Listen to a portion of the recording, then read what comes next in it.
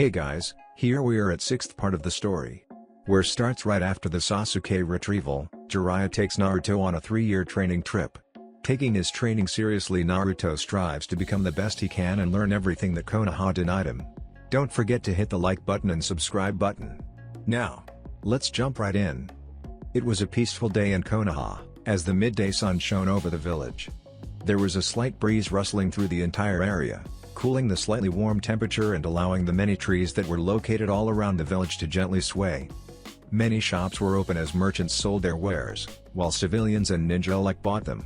Teenagers were lounging around the cafes and restaurants, discussing the latest gossip or news. Altogether it was a very peaceful and calm day. Said peace was soon shattered as a black cat raced down the street, dodging civilians left and right as it weaved in between their legs. The cat was moving so fast one might think the hounds of hell were chasing it. Of course this could be a fairly accurate analogy, except rather than hounds it was 3 genin who were chasing it. The one in front had spiky brown hair and was wearing a blue scarf. His name was Konohamaru Sarutobi. The other male in the squad, who was slightly to the left of Konohamaru, was wearing glasses and had a perpetually runny nose. This boy was called Udon. The last of the 3 was a female. She had orange hair done up in twin pigtails and a large blush that spread across her face. This girl's name was Moegi. Together these 3 formed what had become known as the Konohamaru Corps, a name which they had gained in their younger days. The 3 continued chasing the cat, eventually taking to the roofs until they managed to corner it in an alley. Said feline hissed and snarled, in an attempt to scare the 3 away. It was all in vain however, as Konohamaru pounced on the creature, finally managing to pin its limbs to its body. Moegi pushed a button on her headset, letting their sensei know that their mission was complete. However, sometime during this discussion the cat had gotten loose, and soon enough Konohamaru's screams were heard throughout the village. XXXXXXXXXXXXX. Konohamaru grinned like a madman, as he watched the cat they had just caught get squeezed to death by its owner, one Madame Shinji, who was the wife of the fire daimyo. This was the only consolation he ever got when taking this mission. He really couldn't even understand why they got this mission anyways, since it never let him show off his skills. Hopefully their sensei would let them go on another C-rank mission soon. Otherwise the spiky-haired genin was sure he would go crazy. Once the daimyo left with her nearly choked to death cat, Ebisu turned on his team with a scowl. It was not long until he began to berate them for the mission, listing off all of their faults in painful detail. He ended telling them that the mission had taken way too long, and that they would be doing it over again as soon as it came back up. But Sensei, Moegi said as she tried to defend her team, you know how hard it is to catch that cat. With all the times we've done it, I'm pretty sure that cat is used to running away. I don't want to hear any of your excuses, Ebisu said with a scowl, as he pushed his sunglasses up his nose with 2 fingers. This just proves to me that you need more training, since you obviously lack the proper skills necessary to perform this mission. This however was the wrong thing to say to Konohamaru, who soon became indignant. They had gotten this mission so many times it wasn't fair. In fact, he was sure that they had gotten this mission more times than any other team. Sitting on the floor, the young Sarutobi began to complain, stating that these missions were too lame and he could not show off his awesome skills with such boring missions. Of course this had the consequence of getting one Iruka Umino to yell at the genin, claiming that you could only take C-rank missions after you had done a certain number of D ranks. Tsunade seconded this, telling them that they had to work harder if they wanted to get higher ranking missions. Of course this still did not sit well with Konohamaru, who turned around, showing his back to the Hokage as he crossed his arms. I can't keep doing such boring missions, after all I'm gonna be the Nanadime Hokage. Tsunade gained an amused smirk as she looked at Konohamaru, who reminded her of another indignant brat she had known. Oh, and who, may I ask, is gonna be the Rokudime? Tsunade asked in a curious voice. Why, Naruto-ni-san, of course. Everyone was quiet when they heard that. It had been 4 years since Naruto had left on his training trip with Jiraiya. Tsunade and the others had to wonder what Naruto would be like when he got back. They knew that he would not be the same little boy they had known 4 years ago. The news of the blonde shinobi's exploits had traveled throughout Konoha and the entire elemental nations by now. Based on that information alone, they knew he would not be the same Naruto they had known before he left. It's been 4 years since Naruto left to go training with Jiraiya-sama. I wonder when he'll be back? Iruka thought out loud as he scratched his cheek, thinking about the person he considered to be a younger brother. During Naruto's time in the academy, Iruka had been the one person to try and help the blonde, and while it had taken a while, Iruka had been the only person there to see Naruto for who he was, not what he held. According to Jiraiya's latest report, they're going to be a little late. Tsunade frowned at that. She had gotten the report 2 days ago when the two were due to return, claiming Naruto had gone off to fight the Akatsuki. Though the message had made it clear that Naruto was fine and the two members he had fought were dead, however it had not given her a reason why her grandson's son figure had gone off to battle them alone. She sighed, knowing she would not likely get much information on that for the time being. I hope he comes back soon. I really miss him, Tsunade admitted, with Iruka and her assistant Shizune nodding in agreement. XXXXXXXXXXXXX.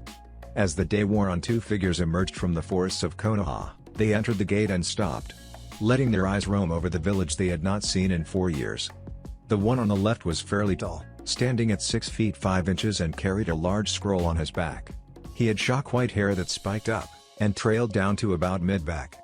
It was held up by a Hito 8 with the kanji for oil, the symbol for Mount Myobakuzen where the toads lived. He was wearing a red vest over a green gi and mesh shirt. On his feet were a pair of wooden Geta sandals. On his face was red kabuki paint, which trailed down his cheeks. This was Jiraiya, the legendary Toad Sennin and self-proclaimed super pervert. On the man's right was another figure, this one standing at an even height of 6. His hair was a golden blonde, which was rare no matter which country you were in. The hair was spiky and went down to his shoulders, 2 large bangs framed his face, while several smaller bangs hovered just a little over his eyes. Holding up those bangs was a Hito 8 with the Konoha leaf symbol on it. The tie itself was black and the ends fell down to his knees. His clothing consisted of a pair of black shinobi pants, which were wrapped from mid-calf in white bandages that went into a pair of black steel-toed combat boots. His shirt was black skin-tight and sleeveless. Over it was what looked like a Jonin flak jacket in the Kiri style. However, unlike a flak jacket, this did not have pockets. Instead, right in the center of it was a round orb. Hanging around his neck and situated right above the orb was a crystal necklace, an artifact that had been passed down in the Senju family and originally belonged to the Shodaime. Around both his arms were white bandages. Over the bandages were black Hanbo-style forearm protectors. His hands had a pair of dark orange fingerless gloves on, with steel plating on the back, one with the Uzumaki swirl and another with the Namikaze clan crest. Finishing off his look was a dark orange, sleeveless high-collared haori with black flames licking the bottom. This was Naruto Uzumaki Namikaze, the son of Kushina Uzumaki and Minato Namikaze. I can't believe it's been 4 years. Jiraiya turned to look at his student, who was wearing a nostalgic expression, and smiled. The boy had grown a lot in recent years, gaining strength even faster than his father had, when the Toad Sennin had taken Minato on a training trip. Yet even with all the sights they had seen and places they had been, the young man had still missed his home. Jiraiya assumed that the blonde got his love of Konoha from his parents. Like his father and mother, Naruto had inherited the will of fire that they had both been known for. "Come on, Gaki," Jiraiya said as he pulled his scroll up before walking into Konoha. "We need to see Tsuhime before she beats me to death for being late." Naruto grinned as he caught up to his sensei. "You know she's probably gonna beat the crap out of you anyways, right? Knowing you, Uro-sensei, you're bound to make some perverted comment about her before long." One of Jiraiya's eyebrows twitched as a scowl worked its way on his face. "Damn it, Gaki, how many times do I have to tell you? Stop calling me that." Naruto's grin widened. "When you give up your perverted ways, I'll be sure to stop calling you that." The Toad Sennin snorted. "Like that will ever happen." Naruto shrugged as if to say, "Then you shall forever remain Uro-sensei," before the two quieted down. Despite the many arguments they had, most of which revolved around Jiraiya's perverted nature, the man was still the closest thing Naruto had to a father. The blonde held a great amount of respect for the man. Though there was the occasional time where Jiraiya had incurred the wrath of the Udoma Rasengan enema, usually when he made a perverted comment about Naruto and or one of his girls. Now that the two were silent, Naruto turned his attention to the village populace, who he noticed were all staring at him. The looks ranged from shock, awe and disbelief. At least the men's looks did. The women were staring at him with unmasked lust, something that caused Naruto to shiver. He never understood how women could degrade themselves like this, offering their bodies to someone they didn't even take the time to get to know. It was almost enough to make Naruto feel some form of sympathy for Sasuke. Almost. At least they're not fanboys, Naruto thought with a shudder. Shaking the disturbing thought off, Naruto channeled some chakra into his ears to listen to what the people around him thought about him. "I can't believe it, it's Yondaime-sama. Yondaime-sama, he's returned from the grave. That's not Yondaime-sama, that's Naruto Namikaze-sama, he's Yondaime-sama's son." "Naruto, you mean that loud brat who was always playing pranks?" No way. You obviously haven't heard about what he did in Kiri. Who cares what he did or whose son he is, he's hot. I wonder if he'll let me have his children? Naruto shivered at the last comment. It was things like that that gave women such a bad rep. He couldn't really see how these women could say something like that. They didn't even see him, just his name. Well, seems like you're quite popular with the ladies, Gaki, Jiraiya said with a lecherous grin. He too had noticed all of the looks his student had been getting. It was something that made him both proud and jealous. You know, Minato was also quite the lady killer back in his day. Yeah, well, you know as well as I do that a snowball has a better chance of surviving in hell than these women have of ever getting with me, Naruto said with conviction. I won't date a fangirl who only cares about my clan name rather than me. I will only ever marry someone who loves me for me and can see me for who I am. Jiraiya just shrugged at that. He knew of his student's desires to be with women who loved him. The kid had always been something of a romantic that way. It was another thing Jiraiya was sure he had gotten from Minato.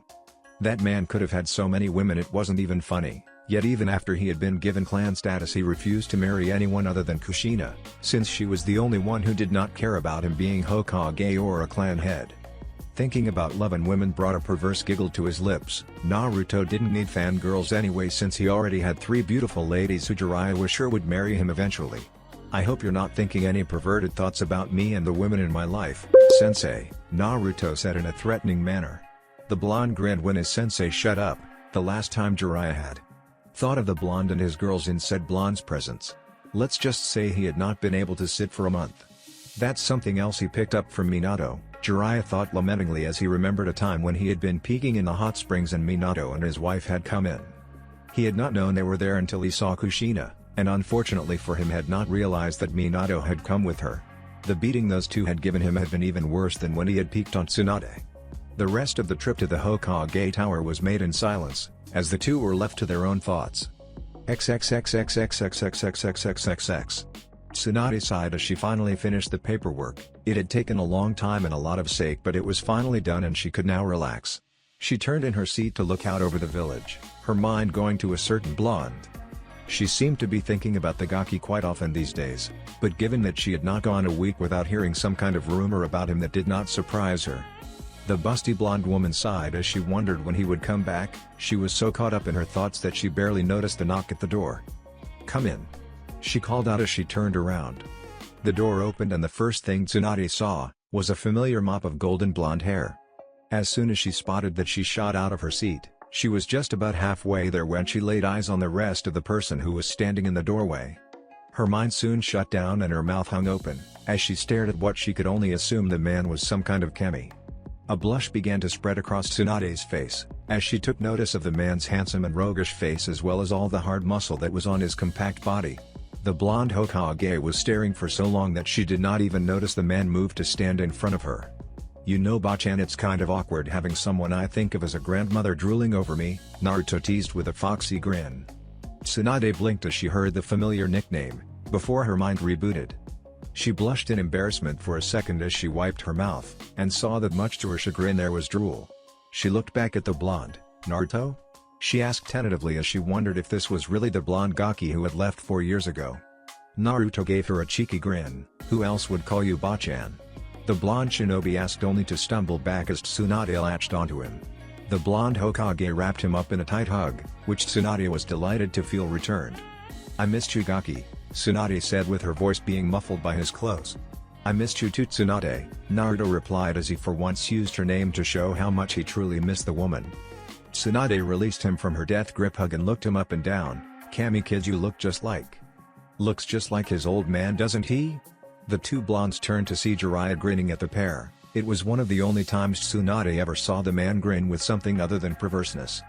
"He does," Tsunade replied. "I almost didn't recognize him if it were not for the whiskers." "I know what you mean," Jiraiya replied. "He's been mistaken for his old man several times. I remember this one time when we were on the border of Tsuchi no Kuni." "You do know I'm right here, right?" Naruto interrupted in an annoyed tone. "Don't speak of me like I'm not even here." Jiraiya gave a hearty laugh at his apprentice's whining, while Tsunade let out a small chuckle as she moved back behind her desk. Sitting down, she leaned her head on her hands as she looked at Naruto. "I hear you had a run-in with Akatsuki?" she said, obviously fishing for more information. Naruto scratched the back of his head as he gave a sheepish expression. Well yeah. You see, when I was in Kumo I gave the two Jinchuriki there one of my Hiraishin kunai. They promised me that as they ever ran into Akatsuki they would use it. Naruto shot a quick glance at Jiraiya, telling the man to keep his mouth shut about Yu-Gi-Oh! Right now there were too many variables to let anyone know about his relationships. If people like Danzo found out Naruto knew, he would have to deal with a whole new set of problems. Tsunade sighed and closed her eyes. She probably should have known that would happen given Naruto's protective nature. And finding two more people like him, it would be obvious to anyone that he would want to keep them from harm. Thankfully she missed the look Naruto and Jiraiya shared. I suppose I can understand that, Gaki.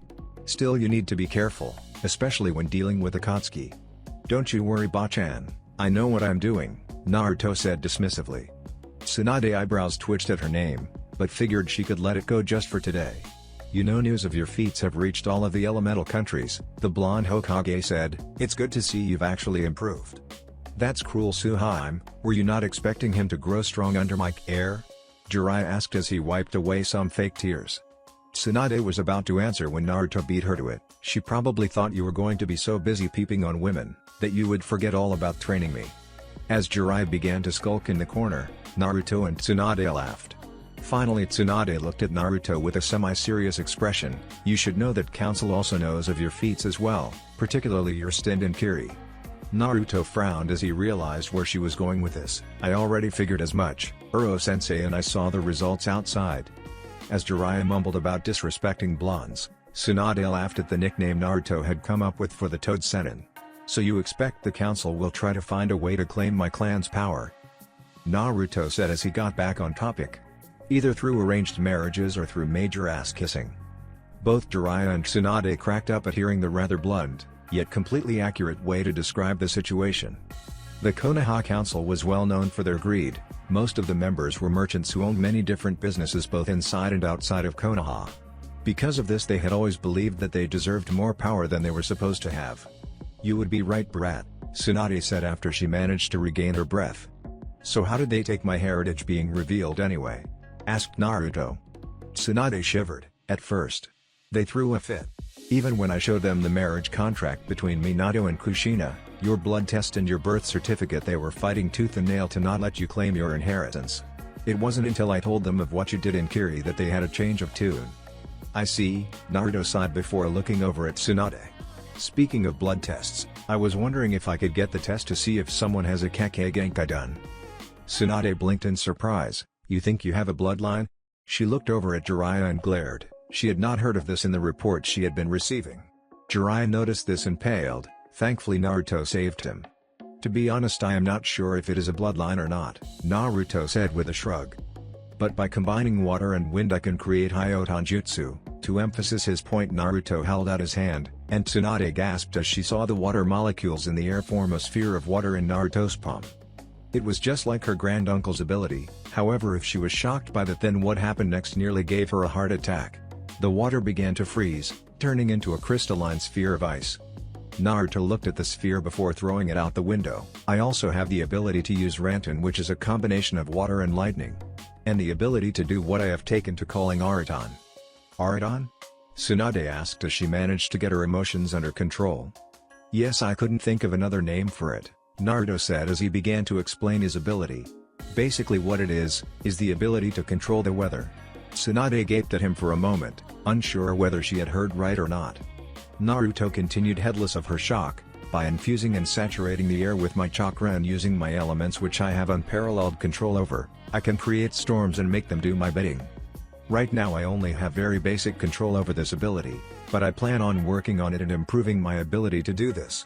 However, I am unsure if that's a bloodline or just that I have really high control of my affinities. Tsunade closed her eyes and took several deep breaths, in an effort to not hyperventilate at hearing of the blonde shinobi's abilities. I see, I suppose we can do a blood test later, now Tsunade was interrupted from her speech by a knock at the door. Tsunade-sama, Sakura said as she opened the door, without waiting for permission to enter. I have those files. You. She trailed off as her eyes landed on the blonde Adonis who was talking with Tsunade. Like Tsunade before her, the pink-haired girl's mind shut down. Her mouth hung open with drool coming out of it, and a huge blush spreading across her face making it match her hair. Naruto could even see a trickle of blood running down her nose. Naruto looked at the pink-haired girl in amusement as he walked over to her. "You know it's impolite to stare, Sakura-chan," Naruto said as he closed her mouth with a click. Sakura's face felt like it was on fire as the blonde hunk called her such an affectionate suffix, then she blinked for a moment as she realized there was only one person who had ever called her that. "Naruto?" she asked in a mixture of shock and lust. "The one and only," Naruto said with a grin. "So how have you been?" Sakura blushed as she tried to regain her bearings. "I've been good." While the two former teammates were catching up, Jiraiya informed Tsunade of the things he had left out in the reports on the blondes. Training. Most of what he said was information she already knew, however some it was pretty surprising. Had she not already known of Naruto's exploits, she would have no doubt been shocked. As it was, she merely nodded at the information before getting the Uzumaki Namikaze heir's attention. "Naruto," said blonde, turned to look at Tsunade, before walking over. "I had planned on having you tested today, however given what I know and what I've just been told, I think I'm going to have your test tomorrow." Naruto nodded his head. "That's fine. I'm guessing since Kakashi is outside your window, that he is going to be the person who tests me?" Sakura looked at Naruto in shock. How could he know if Kakashi was there? Sensing chakra was one of the hardest abilities if you were not a natural sensor type. Kakashi, having heard the blonde's words, stepped into the office and gave an eye smile, though a part of him wanted to have a heart attack when he saw Naruto. It was only his experience as a jonin that kept him from being shocked by his students' looks. "It's quite impressive that you were able to sense me, Naruto. You seem to have grown quite a bit. I look forward to seeing how strong you've become." Naruto grinned. "So am I, though it looks like we'll have to wait." Naruto stopped his speech for a moment as his eyes momentarily widened in remembrance. "I almost forgot I have a present for you, sensei." Naruto reached into his pouch and pulled out a little red book and tossed it over to Kakashi. Said Cyclopean Ninja looked at it as if it was the holiest of grails. "Thank Naruto," Kakashi said as he cuddled the newest edition of the Icha Icha collection to his chest, making Naruto's sweat drop, while the two females glared. "No problem, that one was actually mine, but I don't care for smut, so I never got to reading it." Naruto's statement caused the two women in the room to look at him with an almost newfound respect, however one person did not like their art being insulted. "Hey, watch what you're saying, brat, that's my art you're talking about," Jiraiya said to his student with a light glare. Naruto just grinned. "Your art is crap, or have you forgotten that my book has sold 4 times more than all your books combined?" While Jiraiya grumbled about blonde, disrespectful Gaki's getting all the luck, the other three in the room looked curious. "What book did you write, Naruto?" asked Sakura. If it was porn or something similar, he was going to get a pounding hunk or not. "Cha. Show those perverts WHO's boss." Inner Sakura ranted as she made several punching motions. "I'm glad you asked, Sakura," Naruto said as he pulled out a blue book, with a picture of a woman wearing blue clothes on it. The moment the two women saw what it was, they appeared right in front of Naruto, with their own copies of said book magically appearing in their hands. "You wrote this?" Sakura breathed as hearts appeared in her eyes. "This is my absolute favorite book." Tsunade squealed as she held it out for Naruto to sign. "Can you sign it for me?" "Mine too?" asked Sakura as she held hers out as well. "Sure," Naruto said with a grin as he looked over at his sensei, who was currently crying anime tears. "So tomorrow at Training Ground 7, I assume?" Naruto asked after he handed both women their books.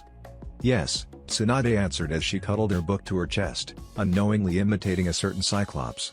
"It will be at 9 a.m., don't be late."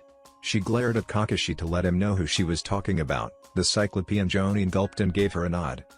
"Since everyone already knows about my heritage, can I live in my parents' house?" Naruto asked. Jiraiya had told him that his parents' original house had been destroyed during the Kyuubi attack, but that the Sun Daime had rebuilt it for when Naruto took up his clan name. Tsunade nodded since there was no point in denying Naruto what was his. "Of course, I assume you know where the key is?" In response to her question, Naruto walked over to the picture of his father. Taking the picture off, Naruto set it aside as he bit his thumb. He swiped his blood over the blank area, causing a seal to shimmer in existence. Soon both the seal and the wall faded out, revealing a small cupboard. Naruto reached his hand into it, and pulled out a key. "Thanks, Bachan. I'll see you tomorrow," Naruto said before he disappeared in a burst of lightning, shocking everyone around him, no pun intended. "I can't believe that was Naruto," Sakura said with a blush as she thought about how hot he had become.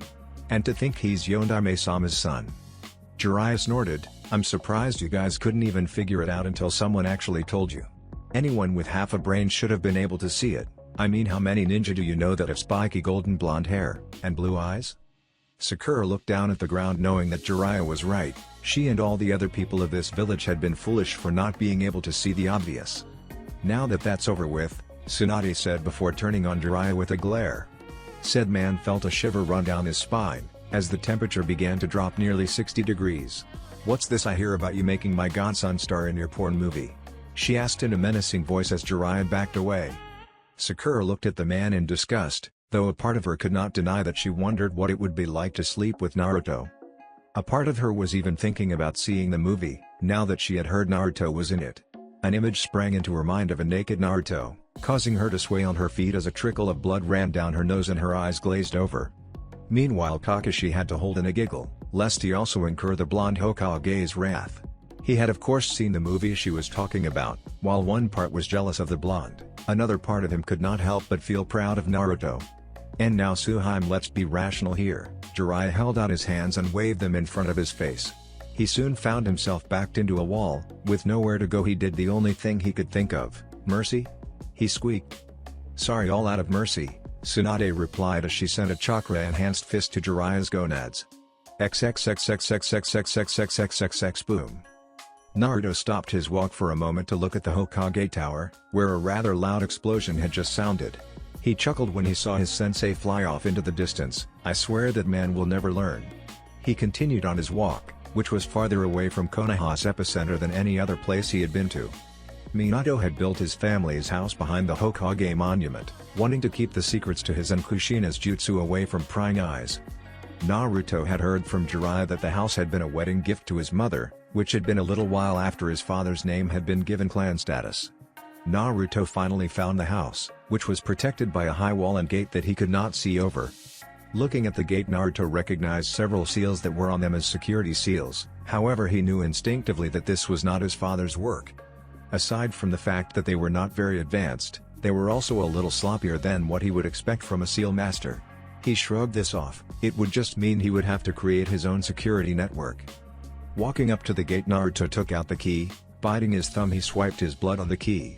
As his wound healed with a slight hiss, the blonde put the key into the lock and turned it.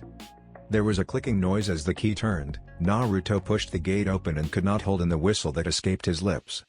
The house was as large as the Hyuga estate by any means, but it was definitely one of the larger houses Naruto had seen. It looked to be about 3 stories, and was made in a mixture of traditional Japanese and Western style architecture. Naruto smiled as he made his way towards the house, using the same key that had opened the gate to open the front door. Stepping inside, Naruto looked around. He was currently in what seemed to be the living room. It was a fairly spacious room, with several comfortable-looking leather couches that were surrounding a coffee table. A little to the left and hanging on the wall, was a very large flat-screen television. And situated around the room were several lamps, which were currently giving off a dim lighting. Naruto soon began to explore the rest of the house, with his first stop being the kitchen. The place was what Naruto would easily describe as a chef's wet dream. All the counters were made of stainless steel. The cabinets were made of mahogany, and while the kitchenware was not the most recent, it was still far superior to what most people had. The only problem Naruto could see was that he had no food in the cabinet or fridge. However, that was an easy problem to solve. Naruto created a cage bushin and ordered it go buy food. The next area to check was the second floor. This was where all of the smaller bedrooms were located. Though they were only small in comparison to the rest of the house, as each room was about 3 times the size of a standard apartment bedroom. Each one consisted of a queen-sized bed, 2 dressers and a walk-in closet. They also each came with their own bathroom, which had a shower-bath combo that could even act as a personal jacuzzi. There were 10 of these rooms in all, enough to hold a decently sized family. Walking up the stairs, Naruto reached the master bedroom. This room was not just located on the top floor, but was in fact the entire 3rd floor, and could in many ways be considered a house unto itself. In the left-hand corner near the entrance sat several leather chairs, which were arranged in front of another television. On the right-hand corner was a large king-sized bed, with red sheets and pillows, and had a dresser on either side. Opposite the bed was a large walk-in closet, which was easily twice the size of the ones downstairs. To the left and a little farther from the chairs was a door, which led to a bathroom that had the same setup as the one downstairs, the only difference being that this one had a double shower head. Naruto walked over to the bed and looked at the pictures which were arrayed on the dresser. There were pictures of his parents. Some of which were actually rather funny, like a picture which was obviously taken by his mom of his dad who had been eating ramen, only it looked like he had sneezed and had ramen coming out of his nose. However, some were much more heartfelt. Naruto picked up one such picture as he gently pressed his fingers against the glass. It was one of both his parents. Kushina had both her hands on her belly, which was bulging and clearly showing when she was pregnant with him. Minato had one arm around her shoulder, while his right hand was on both of her hands. Both of them were smiling, looking for all the world like a young couple who was not about to suffer untold tragedy. Naruto wiped away the tear that threatened to fall from his eyes. The thought of having a family was nearly overwhelming to the blonde. However, he knew better than anyone that dwelling on the past got you nowhere. Better to look towards the future than to ask yourself what ifs and what could have been. Besides, Naruto thought with a small smile, he already had 4 amazing women who he planned on marrying. They had become his family now, and with luck he would eventually have children with them and finally have the large family he had always dreamed of. Sighing, Naruto put the picture down and left the room. There was only one more room to check out. The basement. Thanks to the seals his father had put up on the basement, it had been able to survive the Kyuubi attack intact. Or at least that was what Jiraiya told him. According to him, his father had taken extra precaution when designing the seals for the basement. Since the place was going to be where his father and mother studied seals, or sparred and practiced jutsu. However, Jiraiya was not sure of the state, since he was not able to actually enter the basement due to the seals keeping him and everyone else out. Naruto walked down the stairs and opened the door, before a large grin formed on his face.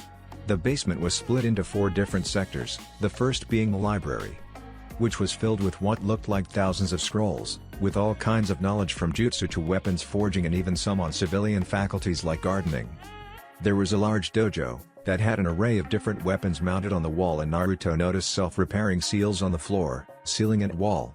On the left was what looked like an office. Naruto could see that it was where his father had studied and come up with new seals and jutsu. The last area looked like it was where said jutsu were practiced. It was a gravelly area and had several training dummies to launch jutsu at. Naruto also noticed this area had self-repairing seals as well. He would so not be getting any sleep tonight. Without using hand signs, Naruto created around 500 cage bushins and had them head into the library to read. XXXXXXXXXXXXXX. The next, Naruto awoke as the sunlight streamed in through his room. Sitting up in bed, he stretched himself out, listening in satisfaction as his bones and joints popped. He looked over at the clock on the dresser. It currently reads 6 a.m. Despite only getting around 4 hours of sleep, Naruto felt completely refreshed. Benefits of being a Jinchuriki. Getting out of bed, Naruto walked into the closet and got dressed in his standard shinobi attire, before walking down the stairs and into the basement. He still had a few hours to go until the test, so he should be able to get in a good workout until then. XXXXXXXXXXXXX. At Training Ground 7, several people were waiting to see one Naruto Uzumaki Namikaze, after Tsunade had let slip to them that said Blonde had returned. "Yosh," Lee shouted as he looked at his teammates and sensei, "I wonder how Naruto-kun has been doing. It will be most youthful to see him again." Rock Lee was one of Konoha's foremost taijutsu experts, with the only people being able to keep up with him being his sensei Mitogai and teammate Neji Hyuga. Lee had been one of the few people who had truly respected Naruto, having understood what it was like to be made fun of for being the dead last.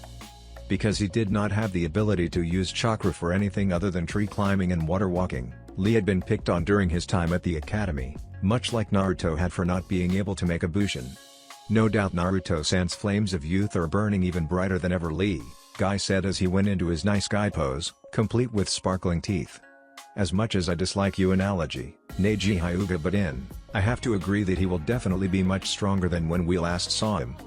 Neji Hyuga was considered the prodigy of the Hyuga clan, due to his expert use of the Juken Taijutsu and the sight of his Byakugan, which was said to be as powerful as the clan head Hiyashi Hyuga. Ever since his father had sacrificed his life to save his brothers, Neji had been embittered, coming onto the belief that fate ruled everything, and that no one could escape it. That had changed after Neji had fought Naruto, when the blonde had beaten him during the final stage of the Chunin exams. While he was still a little stiff, Neji had grown into a powerful ninja and was much closer to his eccentric team. "He'll definitely be much stronger than last time," Tenten agreed. "I picked up a recent bingo book and Naruto has his own page in there. He's being called the Nidaime Kirov Senko. Ihiriwa is even thinking of giving him a SS class ranking, and several countries have a surrender on sight order if he catches them. Tenten Higurashi had never had as much interaction with Naruto that her other two teammates had, however the blonde had earned her respect and gratitude after he had beaten Neji. That respect had only climbed when she had heard that Naruto was not only the son of the Yondaime, but also Kushina Uzumaki, who had been well known for her ninjutsu and kenjutsu. Ooh! To have such a youthful nickname, Lee shouted as he put a fist near his face, and his eyes seemed to light on fire. I must work hard so that I may get my own youthful nickname. And if I cannot do that, I will run around Konoha for 2 days on my thumbs. And if I cannot do that, I will.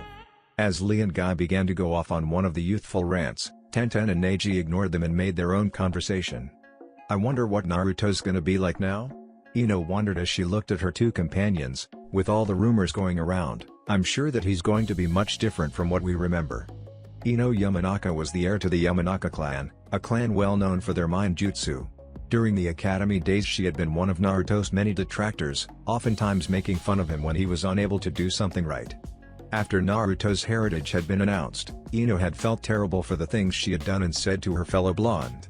She had told herself that from now on she would not judge people without getting to know them first.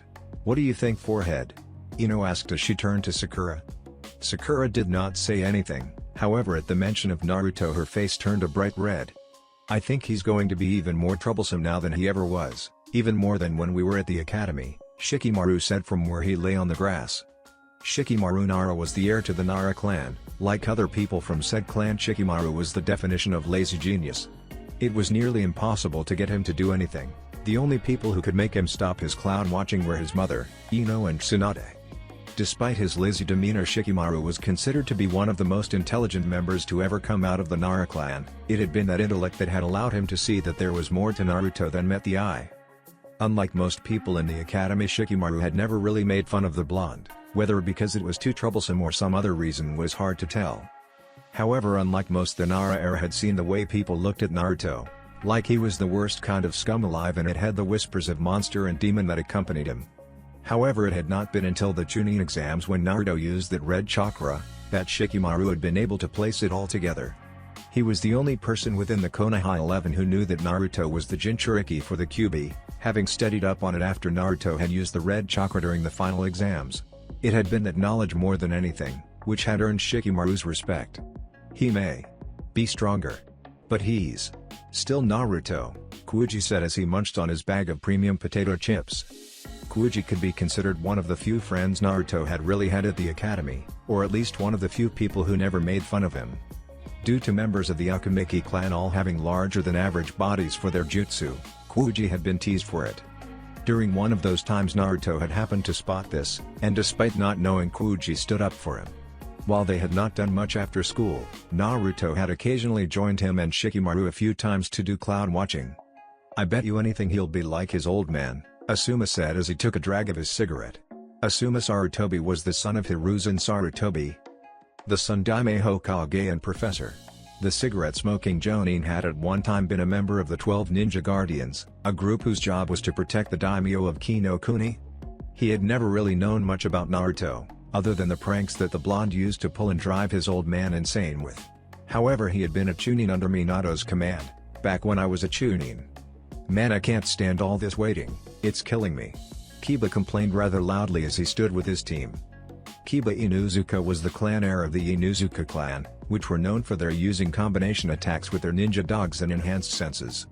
Members of this clan were often joined by members of the Hyuga and Aburame clans, in order to form powerful tracking teams. Kiba had been one of those people who stood on both sides of the fence when it came to Naruto. On one hand, he had often made fun of the blonde for his inadequacies, yet on the other he respected Naruto for the pranks he had been able to pull off. Like most members of his clan, Kiba was very brash and often got himself into trouble for jumping into things head first.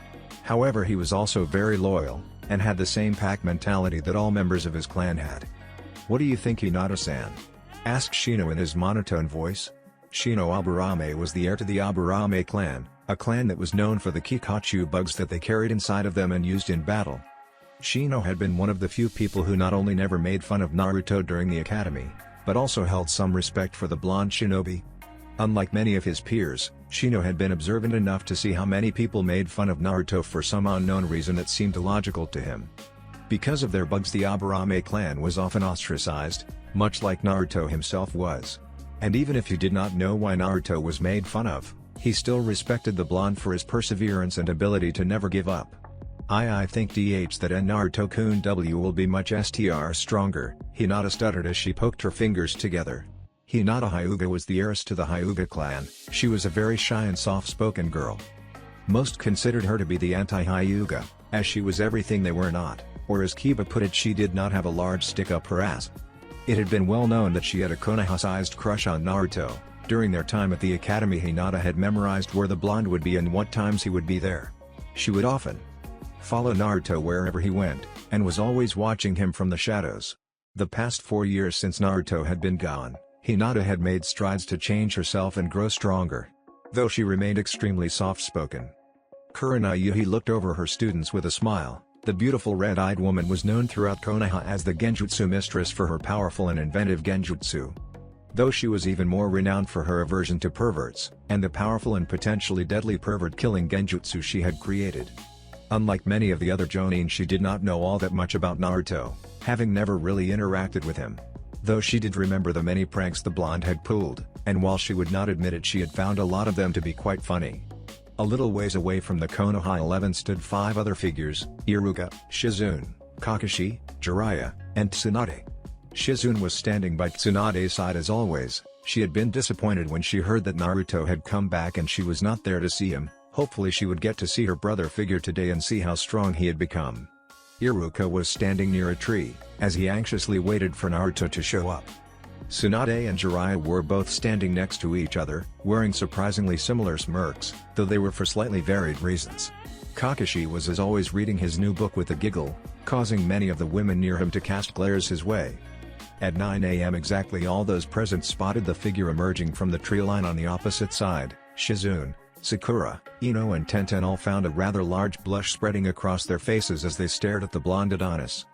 Hinata, who had her Byakugan on, spotted more of the blonde than the others and let out an eep. Before passing out from blood loss.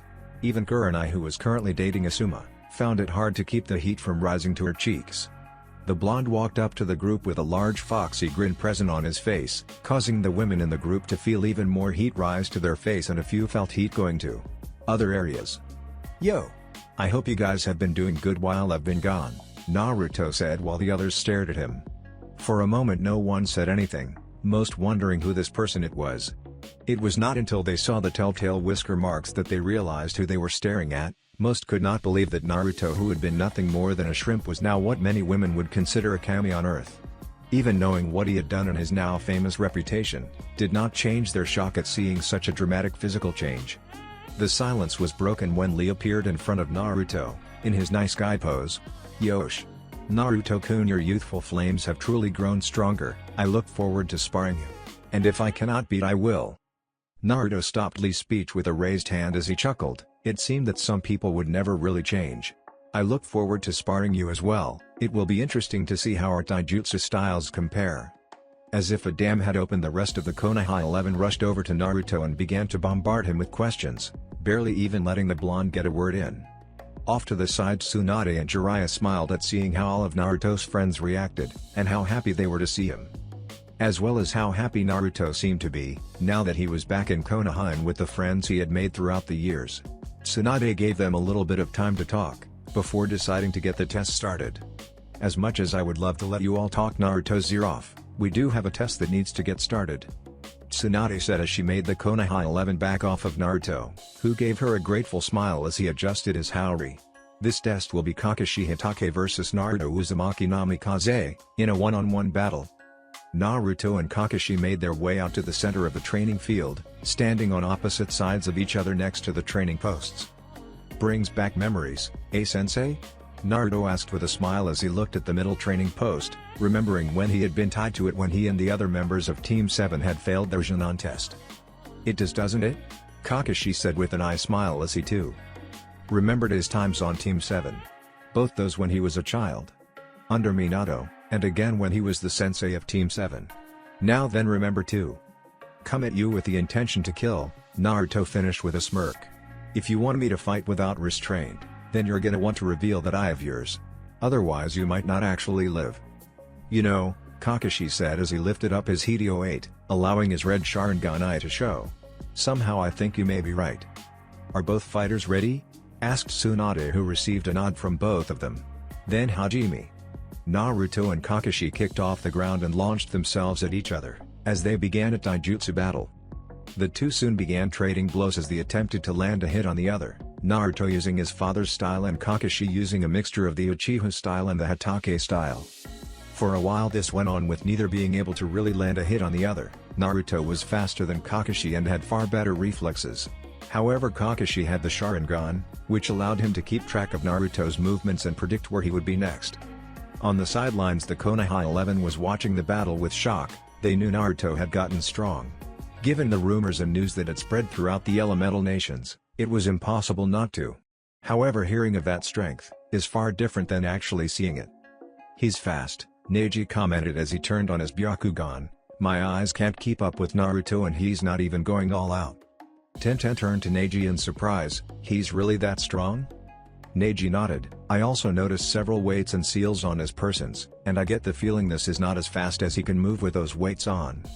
While Tenten gaped at Neji, Lee was covering his eyes with an arm as he cried. To think Naruto-kun has gotten this strong, it is most youthful. He brought his hands up in the air, before bringing a fist in front of his face. I will increase my training and try to strive to fan my flames of youth just like Nacho-kun. If I cannot do that, then I will do 4,000 laps to Suna and back on my hands.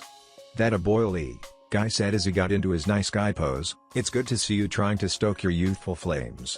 I will help you, and if you cannot do 4,000 laps to Suna, I will do 7 million push-ups on my thumbs. Guy sensei. Oh Lee. Guy sensei. Lee. Guy sensei. Lee. The two were soon hugging, which caused a genjutsu complete with crashing waves and sunset backdrop to appear behind them. Everyone who was within range of this nightmarish sight were soon on the ground, screaming as they tried to claw their eyes out in an effort to rid themselves of the sight.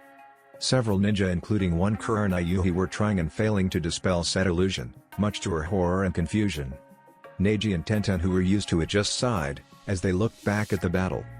Naruto frowned as Kakashi blocked his kick, before moving in to counterattack him with a thrust to the solar plexus. Naruto twisted his body to the side as he dodged the attack, before spinning on his feet and launching another kick at Kakashi. The two had been fighting for around 15 minutes now, which in the shinobi world a long time. Neither had gotten a good hit on each other. However, Naruto had not just been fighting with no plan. The entire time he had been analyzing his opponent's moves and reaction time given to Kakashi by the Sharingan, and decided it was time to take it up a notch. The battle began to play a different tune as Naruto switched styles, where before his moves were fast but predictable. Now his moves had turned into his namesake, coming at speeds that very few would ever be able to match and at angles that were impossible to predict. In other words, Naruto's attacks became a literal maelstrom. After Naruto had reviewed his battle with Sasuke and studied what he could find on the Sharingan, Naruto had realized that the Dujutsu had one major flaw. They were susceptible to attacks that had no style to them. Every fighting style always had a set of stances that one would attack from, the most obvious being the ready position for the Goken that Guy and Lee used. This is what allowed the Sharingan to predict an opponent's attacks, and make effective counterattacks by showing them where the chakra was going to be next. But if there was no style of fighting used, then the attacks would be impossible to accurately predict, since not even the one they were fighting knew what they were going to do next. The style Naruto was now using could be considered more of a lack thereof. It was a style that he had created, with the help of Jiraiya. It was Naruto's counter to the Sharingan, though he had never used it on a Sharingan user before. Still, he figured now would be the best time to unveil this style, rather than wait until he ran into Sasuke or Madara and used it them, only to find out it didn't work. Naruto threw the Cyclopean Jonin a punch to the solar plexus. When Kakashi went to swat the hand away, however, Naruto changed tactics. Moving his hand under the Kakashi's, he grabbed it and pulled the Jonin into a knee. Kakashi was able to counter it, however he was not able to do anything when Naruto switched tactics again. Moving his leg up, then down and smashing a foot into Kakashi's stomach, bending the Cycloptic Jonin over as he attempted to regain his breath. He got back up and was just in time to dodge another attack, only to get hit by a punch that suddenly came at him from under the other attack. Holy shit! Kiba shouted as he watched Naruto kick Kakashi's ass. When the hell did Naruto get so powerful? You do realize that Naruto is an S-rank ninja, right? Everyone turned their attention to Jiraiya. As good as Kakashi is, he is still only A-ranked. And while Kakashi has more experience, Naruto is quite simply better, and sometimes that's all one needs to win. Hell, even with all my experience I still only win half the time whenever we spar all out. Even then that number is going down. Everyone stared wide-eyed at the white-haired Sennin. Going back to the battle, they all had to wonder just how powerful was Naruto? The taijutsu battle continued as Kakashi found himself completely on the defensive. He had not been able to even get in one counter-attack ever since Naruto had changed tactics. Even his Sharingan was working against him, showing him where Naruto was going to be, only to be proven false as Naruto switched attacks at the last second. Said blonde came at Kakashi with a knife edge to the throat. The Cyclopean Jonin tilted his head to dodge, only for Naruto to make a fist as he passed by Kakashi's head. Said Jonin was sent flying as a great amount of force smashed into his cheek. Kakashi managed to flip himself in the air before he landed on the ground, and skidded back about 20 feet. He winced as he felt the stinging on his cheek. Wiping his hand along his mouth, he looked at it and saw that he was bleeding. "How did you hit me?" Kakashi asked with a mixture of pride and curiosity in his voice. "I didn't," Naruto said with a smirk. Seeing his sensei's confusion, he decided to elaborate. "When you dodged my attack, I merely added my wind element and released it as my fist passed by your head. It made it seem as if I hit when you won. In truth, you dodged." "That's ingenious." Asuma spoke as his cigarette dropped from his mouth in shock. Every turn to Asuma. To use wind chakra in such a way. It's like the perfect counter to the Sharingan. "What do you mean?" asked Ino, who had seen what Naruto did, but was not exactly sure what it was she was supposed to be seeing. "He calls it wind fighting," Jiraiya answered for Asuma, making the Konoha 11 look at him. Naruto took the basics that he had heard about of Suheime's super strength technique. However, rather than put all his chakra into a single tenketsu point and releasing it at the point of impact, Naruto uses his wind chakra and continuously pumps it through his tenketsu to make a more wide-scale attack, without losing any of its power. Many people could not help but feel shocked as they looked at Naruto, who was currently smirking. "So that's lesson number 1, Taijutsu," Naruto said with a smirk. Kakashi gave him an eye smile. "Then we'll be going on to lesson number 2, Genjutsu." Kakashi went through a few hand seals before he and everyone else disappeared. Naruto looked around curiously as he wondered what was going to happen. "And Naruto?" Naruto turned his head and, despite knowing this was a genjutsu, felt his heart lurch. Standing in front of him was Yugi Ito. However, she was missing her left arm, one of her eyes was hanging out of her socket, and she was pierced with a sword through the stomach. "And Naruto, why couldn't you save me?" she asked with a set of accusing eyes. Before he could respond, another voice spoke up. "You betrayed me." Turning around, Naruto saw that it was Maid this time. She was lying on the ground with several scimitar-style swords pinning her to the ground. "You left me to die?" She stared at him with a set of accusing eyes that bored into his soul. For a moment Naruto could not even think as he felt his heart stop. It was only years of training that allowed him to remember he was in a genjutsu. Acting quickly before he could see his other two loved ones, Naruto stopped the chakra to his coils before flooding it with an intense burst of power. The genjutsu shattered as Naruto came back to the real world. He looked over at his sensei and glared. "That was a cheap trick, sensei," Naruto stated in a dead tone. Despite feeling an intense shiver run down his spine, Kakashi spoke up. "Well, we are ninja, and we use whatever we can to win." Naruto grit his teeth for a moment before sighing. Kakashi was right after all. "I suppose, then allow me to introduce you to my favorite genjutsu." Naruto held out his hand and a set of seals began to glow along his arm and ring finger. "Kongan Ayu no Jutsu. That's Nidime-sama's most powerful genjutsu," Kurenai said in shock. Naruto is supposed to be terrible at genjutsu, so how can he do this? "Fuinjutsu," Jiraiya answered her question. Because Naruto is unable to do genjutsu, he tried to find a way around it. He did this by creating several seals, one that creates a specific set of hand seals for certain genjutsu he thought would be useful, and another that simulated perfect chakra control so that he could use the genjutsu. Everyone is shocked when they heard what Naruto had managed to do with seals. No one had known what they could do. Except the typical sealing scroll and exploding tags. That Naruto could get rid of one of his weaknesses by using seals was incredible. Kakashi looked around with something akin to fear as he tried to see out of the genjutsu. However, even his Sharingan could not penetrate the inky blackness that surrounded him. He quickly brought his hands up in the release seal, and flooded his chakra coils. Kai. As he continued to do this with nothing happening, he became increasingly desperate, and flooded as much chakra as he could into releasing the genjutsu. Kai. Finally the genjutsu shattered, except that what he saw made him wish he hadn't. Standing before him was none other than what could only be something out of his worst nightmare. He was in Konoha, except it was not the Konoha he knew. The entire place was burning. Corpses laid strewn about the entire area. Worst off was he knew all the dead bodies before him. Minato was pinned to a wall by several of his own kunai, his sightless eyes staring at Kakashi with what looked almost like shame. Half of Obito's body was gone, having looked like he had been ripped in half with the muscles and other innards falling from his body. Rin was missing both arms and legs, her eyes had been pulled out and were in her open mouth, giving her an utterly ghastly look. But the worst was his father, a man who had been admired as one of the strongest ninja in the village next to the Sandaime and Sennin in his time. Before he had sacrificed his mission in order to save his team, bringing shame on him and making him commit seppuku. He was just as Kakashi had found him, impaled on his own sword, with his sightless eyes staring at nothing. Though they held a look of sadness and shame, and the Cyclopean Jonin could not help but feel that they were that way because of him. Obito. Rin. Minato-sensei. Father. Kakashi stared at the corpses wide-eyed. Were it not for years of experience, he would have broken down right there. As it was, his Sharingan was able to see through this illusion, despite its realism. Kai. The illusion shattered and Kakashi was back in the clearing with Naruto glaring at him. Not very nice when someone does that to you, is it, sensei? Kakashi winced, knowing he deserved that. I'm sorry, he said. I guess I didn't think about what it might make you feel. It's fine, Naruto sighed as he took a deep breath. As long as you learn your lesson and don't do something like that in a spar again, we'll be cool. Anyway, I think we have one final lesson, don't we? Kakashi smiled, glad to see that while he could be vicious, Naruto had still kept his forgiving nature. You're right. Lesson 2 Genjutsu complete. Next up, Lesson 3, Ninjutsu.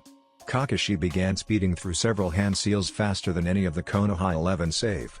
Naruto could follow, before putting his hand to his mouth and calling out his jutsu. Katen, Gokyaku no Jutsu. A large ball of fire shot out of Kakashi's mouth and barreled down towards Naruto, who had begun his own hand sealing. Suten, Sujin Heki. Moisture began to gather around Naruto as he used his chakra to pull it out of the air. Less than a second later, a giant wall of water had formed and blocked the fireball from going any further. The fireball crashed against the water wall with a hiss of steam, before it dissipated. When it did, Naruto went through even more hand seals. Suten, Saryudan no Jutsu. The water wall soon began to swirl and form the shape of a dragon with yellow eyes. The dragon gave a roar as it launched itself at Kakashi.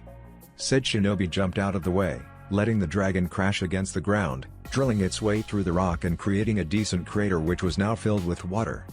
Unbelievable, Shizune said in awe. I thought only Nidaime-sama was able to draw water molecules out of the air. No, anyone can do it if they have a high enough affinity, Jiraiya said. Water is one of Naruto's most powerful elements. Shizune looked at Jiraiya in surprise. You mean he has more than one? Jiraiya grinned. Naruto has 3, water, wind and lightning. Shizune, along with the people who had heard what the Sennin had said, felt their mouths hang open. Even most Jonin never reached getting a 3rd element. Yet Naruto had gotten 3 within just 4 years. It would have shocked them even more if they had learned he mastered most of those elements within the first year. In retaliation for Naruto's jutsu, Kakashi went through several more hand seals before calling out his jutsu. Katen, Hosenka no Jutsu. Several basketball-sized fireballs shot from Kakashi's mouth, forcing Naruto to go through several more hand signs. Suten, Teppadama. Naruto launched several water balls which crashed against the fireballs and negated them. As they did, Naruto went through more hand seals. Hyotan, Kitsune Hisu no Jutsu. The water began to coalesce in the air and take shape again, this time into 4 small foxes with red eyes. However, rather than just launched themselves at Kakashi, they froze over, before attacking. Kakashi's eyes widened as he dodged the foxes. However, the ice creatures merely turned around and attacked again, forcing him to continue dodging. Hyotan, Shizune said in shock. How can he possibly do Hyotan jutsu? I thought only those from Yuki or those with bloodlines could use those. I think you'll find that Naruto is a man of many surprises, Jiraiya said with a grin. Sakura listened to the discussion going on around her and could not help but feel somewhat distressed. It was obvious Naruto had surpassed her. Hell, she was pretty sure that Naruto had surpassed everyone here. It made her wonder what she had been doing all these years. It felt as if her teammate had left her behind again. and she was still running to catch up. Getting tired of constantly dodging the foxes, which seemed to have an almost limitless energy and knew where he was even after using a Kuriwimi, Kakashi went through several hand seals, calling upon his only original jutsu, Reikiri. Lightning formed on Kakashi's hand, and as the next fox came up to him, he sliced at it, breaking the fox into pieces. Kakashi continued this until he had destroyed the last one. He was just about to look for Naruto when he felt cold steel on his neck and froze. Looking down, he saw a tri-pronged kunai right next to his jugular. "Looks like I win, sensei," Naruto said with a smirk. The cycloptic Jonin looked at his sensei's famous kunai in shock, before he started chuckling. "When did you mark me?" Kakashi asked curiously, knowing that Naruto had not thrown the kunai since he had not seen it. "During our taijutsu battle," Naruto answered, "I marked you when I grabbed your arm." Kakashi looked at his sleeve and found that he did indeed have the Hiraishin seal on the sleeve of his shirt. Kakashi chuckled, "Looks like you really have grown, and you've already surpassed me." Naruto grinned as he pulled his kunai away and put it in his pouch. "Thanks, sensei." The two walked back over to the stunned crowd, who was staring at Naruto like he had grown a second head. "What?" Naruto asked with a confused expression as he tilted his head to the side. All the girls there bit their lips in an attempt not to glomp the poor boy and shout kawaii. Kiba snorted, "What? He just kicks Kakashi's ass into next week and all he says what?" Several others nod at this, however Naruto just rolls his eyes. "Hello, S-Class Ninja here." Tsunade looks at Naruto as she starts speaking, "You really have gotten better. I think it's safe to say Jonin does not suit your skills anymore." Tsunade pauses for a moment, "However, due to the fact that we have yet to test you in the field with our Jonin, I can only grant you the rank of Tokubetsu Jonin. Though that should work until some of the other Jonin rate your skills. You're just giving me this rank so that I can suffer through council meetings, didn't you?" Naruto deadpanned. Part of the prerequisite for being allowed a seat on the council if you were the last of your clan was to be at least of Tokubetsu Jonin rank. Tsunade smirked, "Now why would you think that? You don't think I would do something so cruel to someone I consider a son, would you?" Yes, I think you would, Bachan," Naruto answers. "Great, this is just what I need. Having to sit through a bunch of meetings with greedy old bastards, who can't even shit without help." Everyone laughed at Naruto's description of the council, many feeling that it was slightly true of the civilian side. "Think of it this way," Tsunade said, "at least you're getting experience for when you become Hokage." "Ugh. That's right," Naruto groaned, "when I'm Hokage I'm gonna have to deal with this shit even more. Maybe I should just not be Hokage, I'll let Konohamaru take the title when he is ready instead." "Oh no you don't," Tsunade said, "I have waited too long to retire. When you're ready you're gonna take that damn title off my hands so I can relax." Naruto pouted a bit before he gave her a mischievous grin. "Well, I suppose I can do that. After all, you're getting too old for this job, Bakken." Everyone stepped away from Tsunade, who had gotten a tick mark on her head. Naruto however continued on as if oblivious to the woman's growing anger. "I mean, who knows, you might even bite the dust before Konohamaru's ready. In fact, I think we should put you in a retirement home right now." Boom. Naruto jumped out of the way just in time to dodge one of Tsunade's punches. "Careful, Bachan. Wouldn't want you getting cramps at your age," Naruto said with a laugh. "Goddamn brat. Stand still and take your punishment like a man," Tsunade yelled as she tried to smash Naruto's face in. Naruto merely laughed at her as he continued to make fun of the enraged woman. Everyone else sweat dropped at seeing Tsunade trying to kill Naruto. XXXXXXXXXXXXX. Tsunade chugged down her saucer of sake before slamming it down onto the table. "You're still an extremely heavy drinker, eh, Suheim?" Jiraiya said with an amused smirk as he poured her another saucer. However, he was forced to hold up his hands when Tsunade glared at him. "Can it pervert?" the busty blonde said as she took another drink of the sake, this time sipping it and allowing the liquid to burn its way down her throat. "Now why don't you tell me what this is about? And if you say it's a date, you can be sure I'm going to pound your ass into the dirt." I didn't know you liked it rough, Tsunade-chan," Jiraiya said with a lecherous grin, which soon turned into a look of fear when Tsunade's face turned red with anger. All right, the Toad Sennin said defensively, "I wanted to talk to you about Naruto." Jiraiya reached into his pouch and pulled out one of his apprentice's silencing seals, placing it under the table before speaking. "What about Naruto?" Tsunade asked, "Is something wrong?" Jiraiya looked slightly uncomfortable. "He's having a bit of trouble with his seal." He quickly held up his hands in a placating gesture when he saw Tsunade look like she was about to freak. "Don't worry, the seal isn't breaking or anything. It's just loosened, he finished lamely. Loosened? What happened? Tsunade asked when she saw the slightly guilty expression. It's actually my fault it happened. I had used the key to loosen the seal. I had hoped it would allow Naruto to access more of Kyuubi's chakra. XXXXXXXXXXXXX flashback. Jiraiya groaned as he pushed himself on the ground. Looking up, he found himself petrified as he gazed at what had almost killed him. Or rather, who had almost killed him. Naruto was currently in a vicious battle against Yugito and B, who had pushed him out of the way, and the battle was not going in the favor of the other two Jinchuriki. The Kyuubi's chakra had completely covered Naruto's body, mixing itself in with his blood, and had burned off all of the boy's skin. Not that you could even see the skin, since the chakra was so thick it actually looked similar to the full transformation that Yugito and B could do.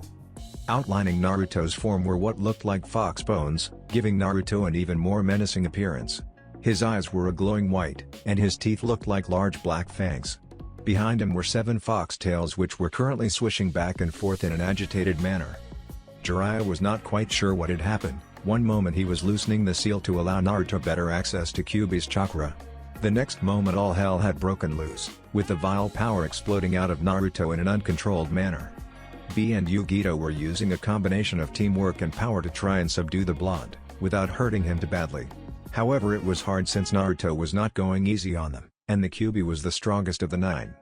Naruto sent out his tails, forcing the 2 other Jinchuriki who were in full cloak mode to dodge and weave in between them. Yugito jumped back as B came at Naruto, using his 8 tails to hold down Naruto's 7. His last tail wrapped itself around Naruto himself, allowing B to lift the blonde into the air and toss him. Naruto was sent sailing, before he smacked onto a rock wall, sending dust and debris everywhere. A red light began to gather in the dust cloud, and the 2 were soon forced to dodge a giant cylinder of destruction. The beam tore a path through the landscape before exploding in the distance. At the same time, Naruto shot off the wall and engaged B in a battle. The Hichibi Jinchuriki was forced to dodge the vicious attacks of the blonde, however Naruto managed to catch him off guard and smacked him with his tail. B was soon sent flying to the same place he had sent Naruto to earlier. Yugito tried to use B's battle as a distraction to get up close, however Naruto seemed to have heard her as he looked over at her and roared. Launching himself at the woman, Naruto used his claws to try and swipe at her. Yugito did her best to dodge, while trying to get Naruto to come back to his senses. "Naruto-kun, you have to control yourself," Yugito yelled in her semi-demonic sounding voice, "don't let all that power consume you." Naruto did not act as if he even heard Yugito, and just continued to attack. After a while he managed to catch the Nibi Jinchuriki off guard by sending a blast of compressed chakra at her. It smacked her dead on and sent the young woman into a rock face. Yugito coughed as the force of the impact created a large crater. She was just about to get back up when she let out a cry of pain, and felt a stinging sensation in her left shoulder. Looking up, she saw Naruto, who had just impaled her through the shoulder with one of his tails. "Please," Yugito said to Naruto in a soft voice, trying once more to get the blonde back to his senses. "This isn't you." She trailed off as Naruto tilted his head and looked at her, as if trying to solve a piece to a puzzle. Yugito tried again to bring back the person she had found herself falling for. "Please, come back to me." Naruto looked away as he grabbed his head, shaking it like he was trying to clear it or in pain. B and Jiraiya, who had been rushing towards them, stopped, not sure what was going on, and knew better than to try something with Yugito currently at the blonde's mercy. Naruto continued shaking his head as he grit his fangs. He turned his head to look at Yugito. Why Yugito-chan?" The voice was distorted and sounded completely demonic, but the fact that Naruto could speak at all meant that he was still there. Before anything else could be said, Naruto pulled his tail out of Yugito. Throwing his head up, Naruto roared, sending out a stream of continuous red energy. B and Jiraiya, who saw this, realized what was happening. He's letting out all the energy into the sky, trying to drain Kyuubi's chakra dry. Jiraiya looked over at B. "Tell me, do you ever stop rapping?" Killer B just looked at him like he was stupid. "Why would I quit, when my rap's a hit?" Jiraiya just shook his head before looking back at his apprentice. He was just in time to see Naruto turning back. The red chakra began to recede, first from his face and then continuing downwards. As it did, the Toad Sennin could not hold in a grimace. His apprentice looked like he had his skin peeled. The young teen's entire body was an angry red color. Blood was leaking out of many spots where the skin had been completely burned away. Some areas were so bad that Jiraiya could see Naruto's muscles and organs. It definitely looked painful, and judging by Naruto's hoarse screams, it was more than just that. Finally Naruto was back to normal, or at least as normal could be when in such bad condition. The blonde dropped to the ground as exhaustion and pain took him. Thankfully Yugito was right there and managed to catch him before he could hit the dirt. She sat down and gently placed Naruto's head in her lap, tears of worry running down her face as she stroked the blonde hair, which had started to grow back. Soon the rest of the boy's body began to heal, normal and healthy looking skin began forming on him, crawling up his body making it almost seem alive, as steam began to sprout from the other wounds that were healing. Naruto opened his eyes and saw Yugito's tear-streaked face over him. Despite his hand feeling like a 200-ton weight, the blonde managed to lift it up. He placed it on Yugito's face and began to stroke her cheek with his thumb, making the blonde woman purr and lean into it. "Hey, are you okay, Yugi-chan?" asked Naruto in a voice that sounded as if it had not been used in years. "Be baka," Yugito said as she grabbed Naruto's hand with her own. "I'm the one who should be asking that." Naruto smiled as his eyes began to close. "Sorry to worry you, I'll be fine. After some rest." The blonde shinobi's eyes closed as his hand became limp, making Yugito hold his hand a little tighter to her face as he fell asleep. Jiraiya breathed out the sigh of relief he had been holding in. He knew that they had been lucky. Had it not been for Naruto's incredible willpower and his feelings for Yugito, the Toad Sennin was sure that things would have ended much worse. He would have to make sure Naruto knew to be more careful when using Kyuubi's chakra from now on. Flashback end. XXXXXXXXXXXXX. "That was extremely reckless of you, Jiraiya," Tsunade said as a scowl marred her features. I know, okay," Jiraiya said, "I should have been more careful and checked the seal before messing with it. But I didn't think the repercussions would be that bad. I thought it would just allow Naruto to access more of Kyuubi's power." Tsunade sighed. Is there any danger of something like that happening again? She had to be sure that Naruto would be alright, both for his sakes and whatever team he was on a mission with. "It hasn't happened since that first time," Jiraiya said. "Even when he does use Kyuubi's power he does a pretty good job controlling it. Right now he can go up to 6 tails and still retain control, however each tail is twice as difficult to gain control over than the last one. Still I wouldn't worry, he has to lose all forms of emotional control in order for him to go berserk, and that's a lot harder to do now that he has matured." Tsunade sighed. "Very well, but next time be more careful, okay?" "Don't worry, I won't be doing that again," Jiraiya said. The rest of the time the two teammates sipped their drinks in peace. XXXXXXXXXXXXX man, I love booze. Naruto rolled his eyes as Kiba walked around the Akamiki-owned restaurant with 2 bottles of sake in hand. The dog ninja was already drunk. Who would have thought that Kiba was a lightweight? Naruto snickered to himself as he looked around at the people there. The Konoha 11 had decided to come here and celebrate Naruto's return and recent promotion, allowing Naruto to talk with some of his friends. Over in the corner of the room Naruto spotted Shikamaru, Shino and Neji, all of whom seemed to actually be sober. He made his way over to them. "Yo! Shino, Shika, Neji, how are you guys doing?" "We are doing pretty well, Naruto-san," Shino said as he looked at the blonde through his goggles. At least that was what it looked like. It was hard to tell with Shino. "I take it these last 4 years have been good then?" Naruto asked as he took a small sip of his sake. "Nothing too troublesome has happened if that's what you mean," Shikamaru said in his lazy drone. "It has been pretty quiet without you and Konoha," Neji put in as he picked at his food. "Yeah, well, not many people can liven a place up like I can," Naruto said with a small smirk. "That's true, you seem to make trouble everywhere you go," Shikamaru said with a mumble of troublesome blonde. As the conversation continued Naruto looked out over the small group of people.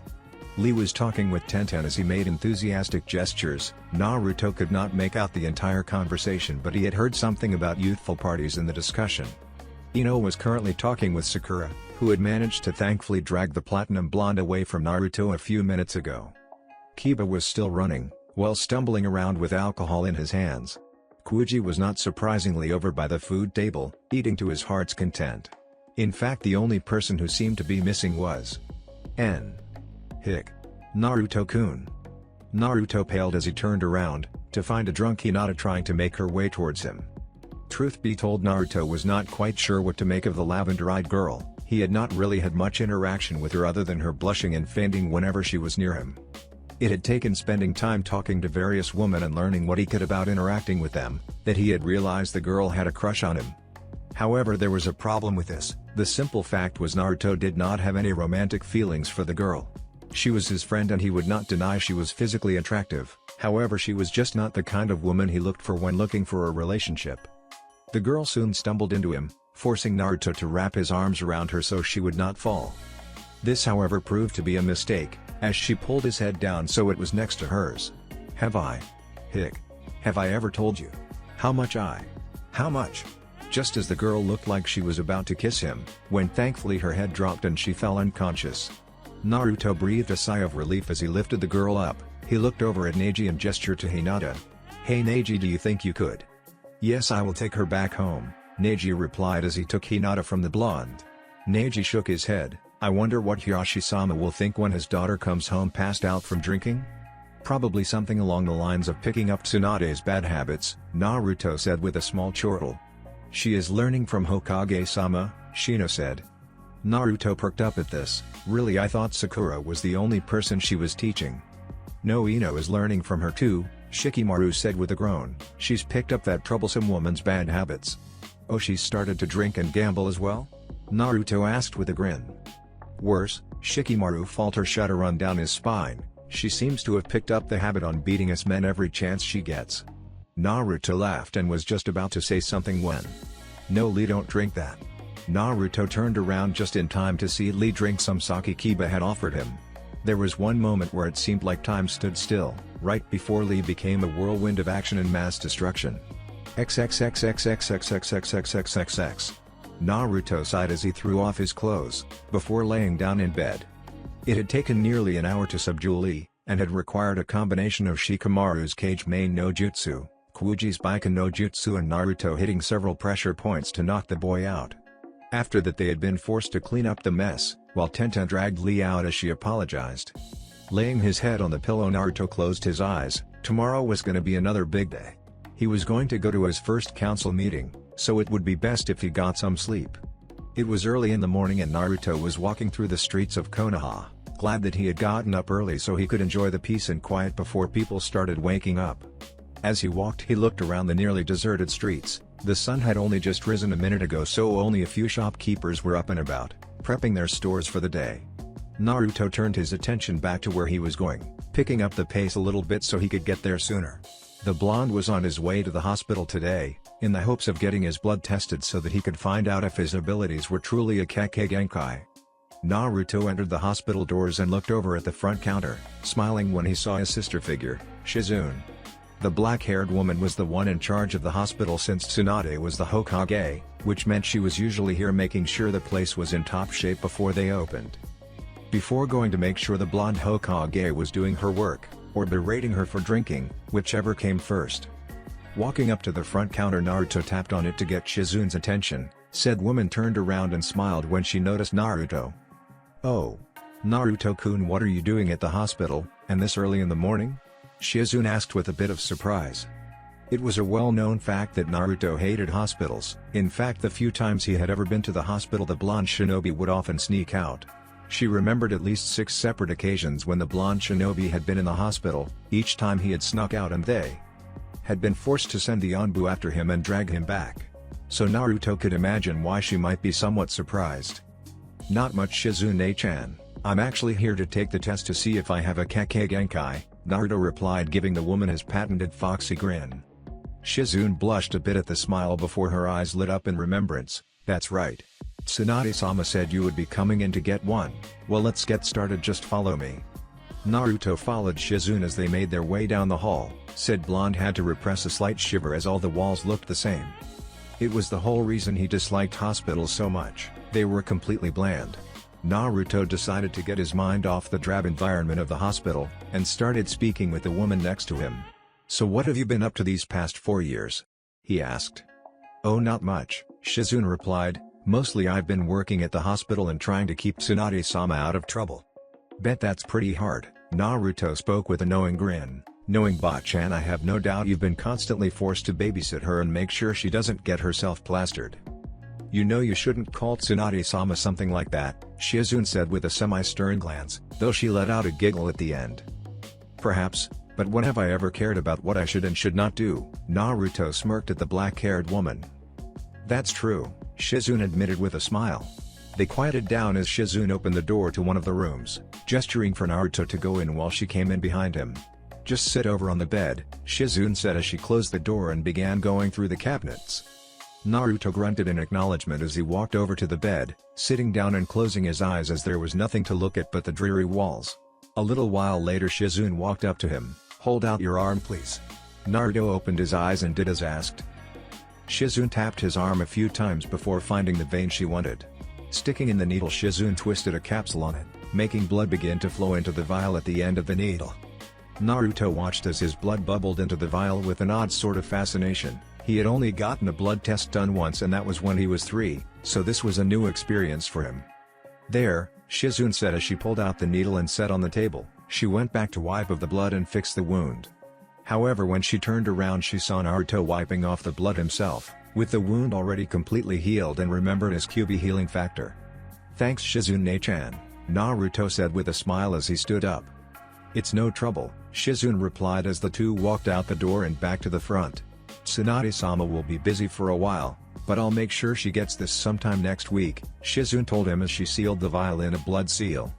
Naruto nodded. "That's cool, thanks again." Shizune waved to him as he left, walking back out the door. Looking at the sun, Naruto figured he still had several hours to kill before the council meeting. Naruto decided to walk around Konoha. It was still fairly early, so not a lot of people were out, just a few shop owners who were setting up stores. As Naruto looked around the street he spotted a Yamanaka flower shop, which was just opening. Changing direction, Naruto made a beeline for the store. As he opened the door the bell rang signaling his entrance. "Hello, what can I owe Naruto-kun?" Ino said in surprise before her voice turned flirtatious. "So what can I get you, or did you just come to see me?" Naruto resisted the urge to groan. Despite having obviously grown up and gotten stronger, it was still plain to see that Ino had not lost her fangirlish tendencies. Still, Naruto figured it would be rude to not converse with her. "Not this time, I'm afraid. I just came in to get some flowers." "Oh." Ino's voice dropped a bit in disappointment. "So who are they for?" She figured Naruto was getting them for Sakura. "My parents," Naruto said with a sad smile. "Oh." The platinum blonde found herself cursing for ruining such a good mood. "In that case I would suggest a bouquet of roses," Ino said as she led Naruto to the section where the roses were. She began to rearrange them before putting them into a plastic wrap. When she was done, Ino led Naruto to the front desk. Typing in a few numbers on the cash register she rung up his total. "That will 150.00 yen. Naruto nodded and with a puff of smoke had Gama-chan out of its seal. Opening it up he grabbed the necessary money and handed it to Ino. "Thanks Ino," Naruto said as he grabbed the roses. He was just about to leave when Ino grabbed his hand. "Wait." Ino stopped him as she remembered something Sakura had told her. "I heard from Sakura that you were the author of a certain book." Naruto smirked. "You mean Loveless, right?" "Yeah, I'm the author," Naruto grinned. "So you a fan?" he asked. Only to sweat drop as Ino was suddenly right in front of him, with hearts in her eyes and his book in his face. "Is it just me, or do all women seem capable of the Hiraishin when they want something?" "I can't believe you wrote this," Ino squealed. "This book is my absolute favorite. The beauty of your words and the deep meanings behind them are also so breathtaking." She held the book out to him. "Can you sign my book?" Naruto smiled. "Sure." He grabbed the book and pen she had, signing it for her before handing it back. "Thanks for the flowers Ino," Naruto said as he threw a wave over his shoulder. He never noticed the gleam in Ino's eyes as he left. XXXXXXXXXXXXX. Yugao placed the single flower she had next to the memorial stone. Standing back up she looked at the one name that had meant the world to her. Hayate. It had been well known to the ninja population that the two had been dating. She and Hayate had been together since they were Jinan. However, what had not been as well known was that she and Hayate had actually been engaged for nearly 6 months before the invasion of Konoha struck. They had been nearing the final stages of planning out their wedding, when Hayate had been killed by a wind blade, taking him from her life, and leaving the woman feeling completely empty. Ever since then she had been lost. Her entire life seemed to revolve around her fellow swordsman. Now that he was gone she had felt as if she was just ghosting through life, without really living. Her friends of course had tried to help to the best of their abilities, trying to get her out of the apartment she had shared with Hayate. Taking her out on the town in the hopes she would at least smile. They had even tried to hook her up with another man. However, none of it had worked. She could not bear the thought of leaving the place she and Hayate had shared so many memories. She rarely ever went out with her friends anymore except to drink. Usually Yugao was doing some kind of S-class mission or in the hospital after said mission went wrong. And no one else could ever fill the void that Hayate's death had caused. A part of that may have been her fault, but she really did not feel like moving on. It felt like she would be betraying Hayate's memory. "Excuse me miss, do you mind if I stay here?" Yugao's eyes widened in surprise as she twirled around. When her gaze landed on the figure, her eyes widened even more. "Why Yondaime-sama?" Yugao spoke in shock, finding herself staring into the blue eyes of who she assumed was the Yondaime Hokage. Naruto was about to correct her when he found his gaze traveling along the woman. She was definitely beautiful, with long purple hair that had 2 large bangs falling over her shoulder and several smaller bangs covering her face. Her eyes were a dark brown, which contrasted nicely with her pale milky skin. She had a heart-shaped face, with small yet pouty pink lips and a small nose. She was wearing the Yonbu attire for female kunoichi, which did nothing to hide her amazing figure. Nice well-rounded and firm hips, a narrow waist, and luscious mid to high C-cup chest. All in all, the entire woman was the epitome of beauty, yet it was not these qualities that attracted his attention. It was that he knew this woman. XXXXXXXXXXXX. Flashback. A 5-year-old Naruto was huddled in a corner of an alley trying to hide from his pursuers. He had gone out of his home in one of the alleys in the low-class district of Konoha to get some food from the garbage. Something he had been forced to do for several months now, since the orphanage had kicked him out. When several drunk civilians had noticed him and began to throw various objects and chase him, claiming that he was stealing. Naruto instinctively knew that they really just wanted to justify beating him. It did not happen often, but the occasional time he had been seen, people would make some trumped-up claim and do what these people were doing just now. Well, hit, what do we have here? He looked up and his eyes widened before he was kicked in the chest. His malnourished body hit the wall, making him cough up blood. The man who kicked him lifted the blonde by his throat, slamming him into the wall before slamming him on the floor. The man then stomped on his back and Naruto screamed as it felt like his spine snapped in half. "Aw, do you hick not like that?"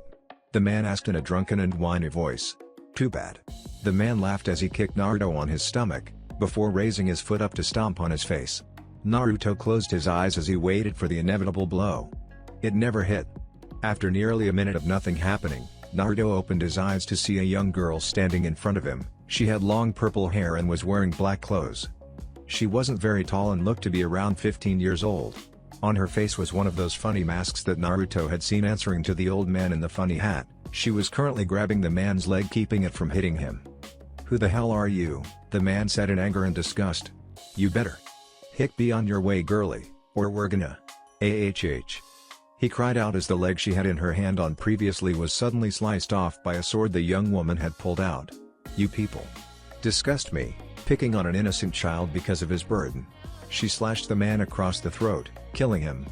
She turned to look at the other 2 men who, despite being drunk, were sober enough to realize the danger they were in. Both were NWT, cowering in fear as the woman stalked towards them. 2 quick slashes of her sword and a fire jutsu later, they were dead and burned to ashes. She turned around and walked to Naruto, who huddled up against the wall. Please don't hurt me." The woman winced at the pitiful tone in the boy's voice. She kneeled down next to him and took off her mask, revealing grayish-brown eyes and a heart-shaped face.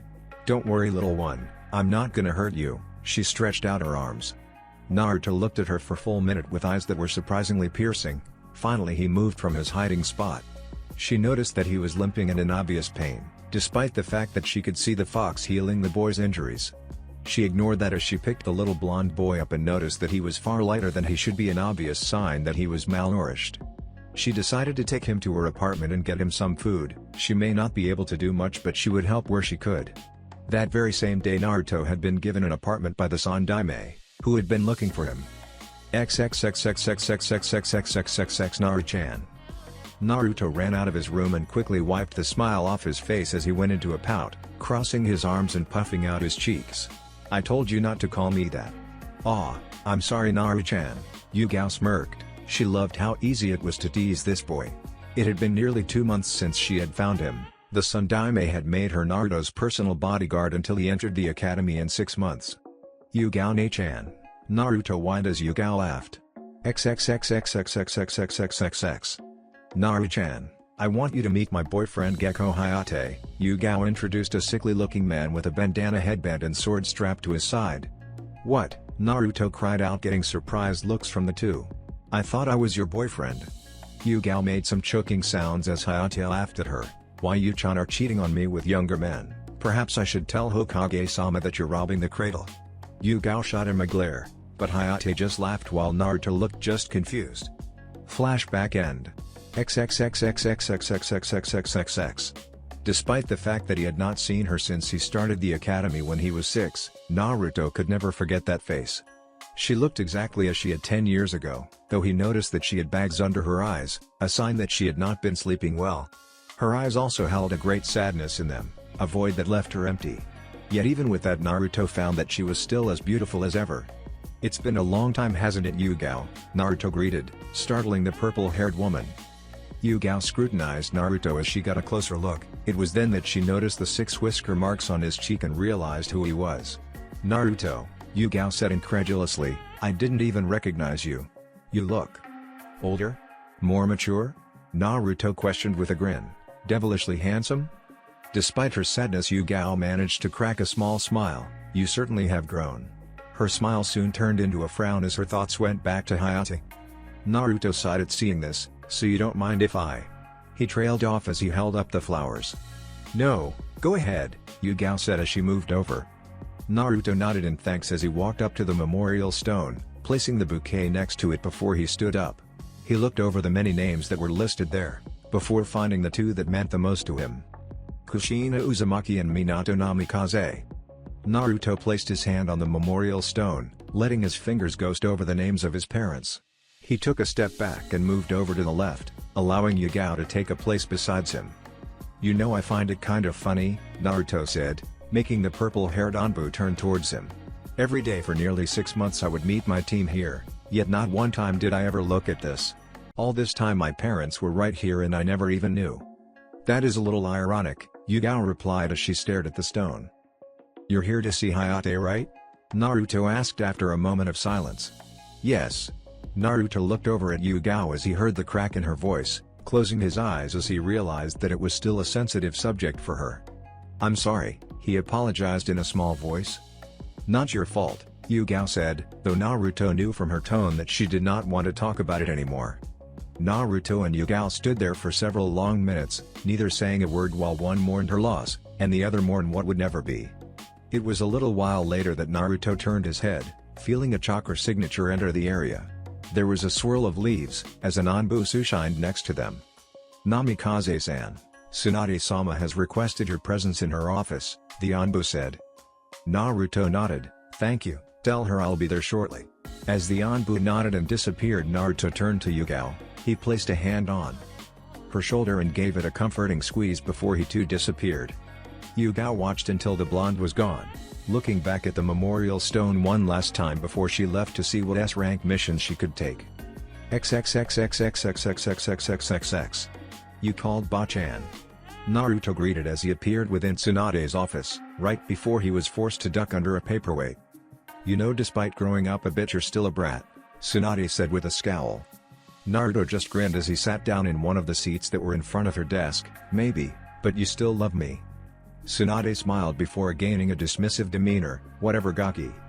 So what did you call me in for? Naruto asked, knowing that there was still about an hour before the council meeting started. Tsunade sighed as she started speaking. I figured now would be a good time to inform you about your new duties as a clan head. No doubt Jiraiya skipped out on all of the important information when he spoke to you about this. Naruto laughed. That's true. In fact, the only thing Uro-sensei taught me about was the CRA, which he seemed rather excited about. I'll bet, Tsunade said with a scowl. Remind me to beat that pervert the next time I see him. XXXXXXXXXXXXX.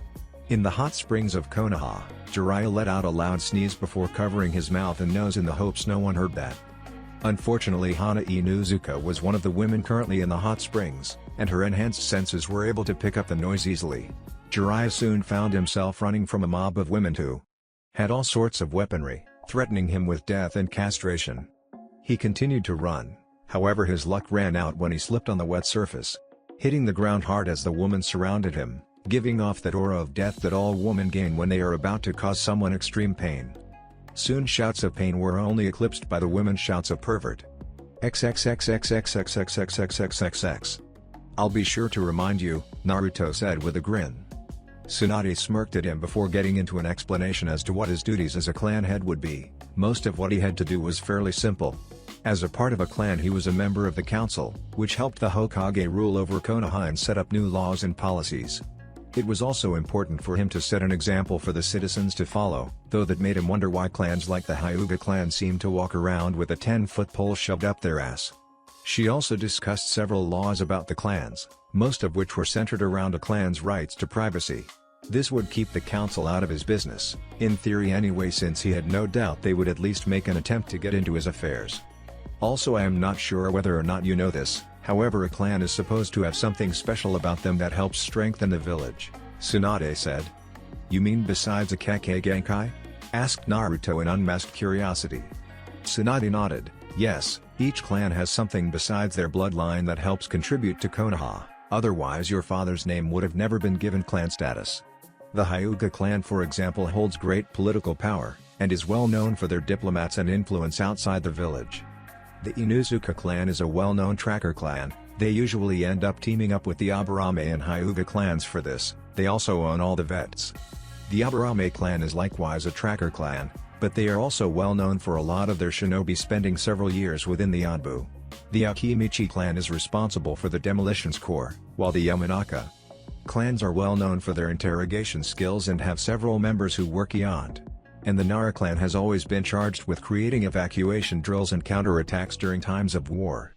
Naruto nodded as he listened to what Tsunade was telling him. So I need to find something that will help the village? Yes, Tsunade said, your father had been planning to do this eventually, but was unable to before he died. So it will be up to you to find out a way to better Konoha. Think of this as something of an initiation test to see if your name is deserving clan status. Naruto nodded. Very well, I actually think I already have something that will work. Tsunade cocked an eyebrow at how fast he thought something up, but did not speak as Naruto continued. As you know, my father was well known for Fuinjutsu, which Jiraiya told me I inherited. I think it would be beneficial if I came up with several seals that would help Konoha. What kinds of seals are we talking about? Asked Tsunade, intrigued with what Naruto was saying. Well, most people never go beyond the standard sealing scroll and exploding tag, many of which I can produce in a higher quality. However, there are also several seals I can design that can help people with more subtlety. I was thinking about what happens when our ninja are captured and slated for torture. What if they had a seal that could be activated by either chakra or blood that would allow them to escape? I'm listening, Tsunade said as she grew more and more interested by the second. Okay, what I'm thinking of are several seals that could be used for this. The first is a seal that will store a certain amount of elemental chakra in it. Any kind would do, though I recommend wind. When the seal is released, the wind is shot out in several blades, which will form a protective sphere around the user. I can make similar things such as a firewall, a water sword, earth spikes, or charge the body with electricity to increase speed and power. With wind, it will allow him or her to cut through wires and even people if they get too close, though. The downside is they become a walking target for their opposing element. Tsunade continued to listen to Naruto with interest. Some of the ideas he came up with were amazing. While they each had small weaknesses, it did not really matter. If you were captured most of the time, it meant you were as good as dead. This would actually give their shinobi a chance to escape, and even a small chance was better than no chance at all. Those are some pretty good ideas, Tsunade told him. I suggest you speak to some of the ninja stores and show them your seals once they're made. We can also present them to the council. This should get them off your back for the most part. Tsunade looked over at the clock. Speaking of the council, it's about time we headed out. Naruto nodded as he got up, with Tsunade following suit. XXXXXXXXXXXXX. The council chamber was currently a bustle of activity as the members waited for the last two people to come in for the meeting. There was an air of excitement in the room that had not been there for a while. This was due to the fact that Naruto was going to become the new head of the Namikaze clan. Many of the members of the council were eagerly awaiting this, having made plans to acquire the power that his clan held. Though most of this came from the civilian side of the council, who hoped to force Naruto into several arranged marriages. The elders were also another group who wanted to take the Namikaze clan's power for themselves, something they had desired to do since Minato had been named Hokage and his name was given clan status. The elders always held a strong dislike for the blonde man, who had stripped the council of almost all its power during his short tenure of Hokage. They had always felt that Minato had been nothing more than a young upstart, trying to get rid of them when only they deserved the power to control Konoha. After all, they had been protecting this country long before Minato had even been born. Now that man's son was going to take his father's seat as clan head, which they personally thought was a ridiculous notion. Not only because the boy was the Jinchuriki for the Kyuubi, but also because they felt he, like his father, did not deserve any of the power that came with being the head of a clan.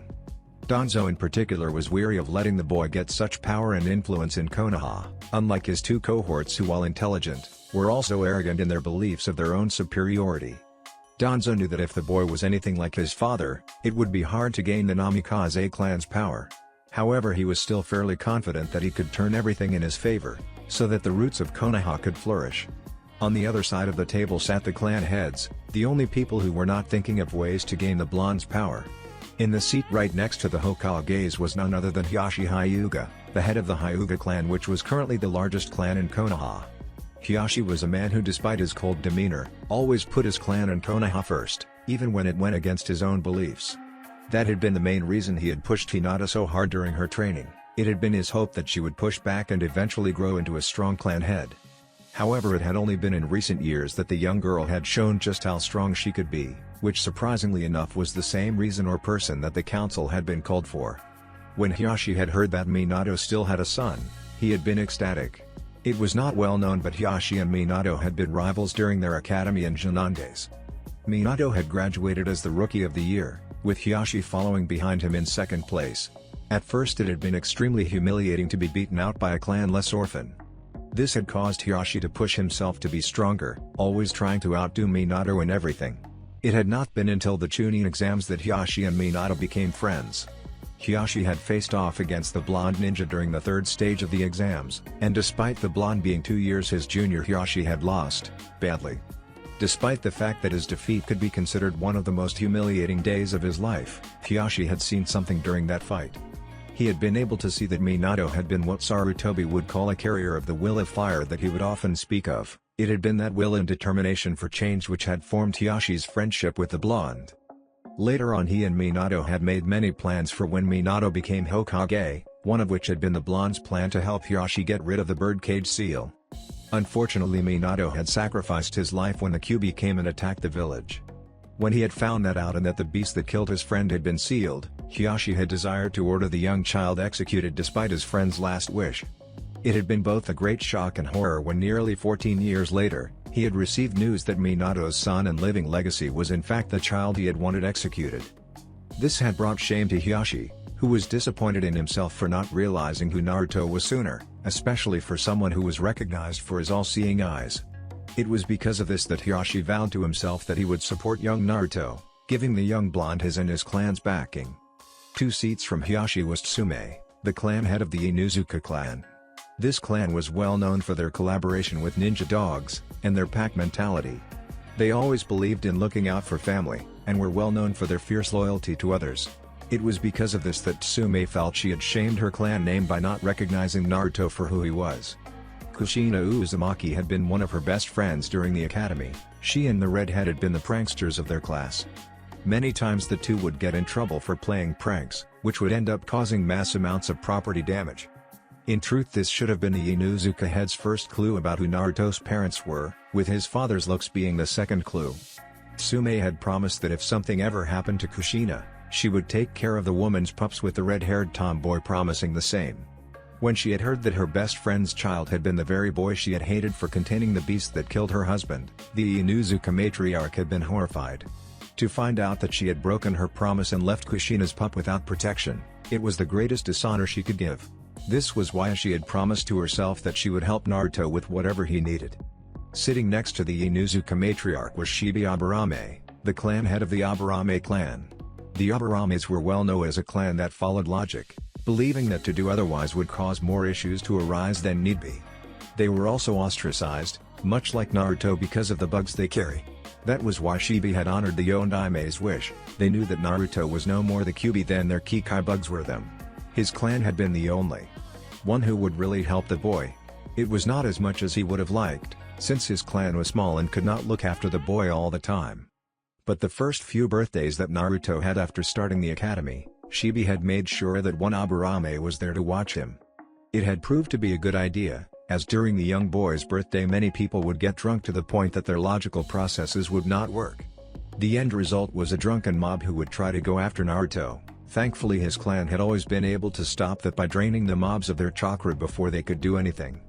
When he had heard the news that Naruto was in fact the son of one of the few shinobi who had received his clan's respect, it had never made him so thankful for honoring said man's last wish.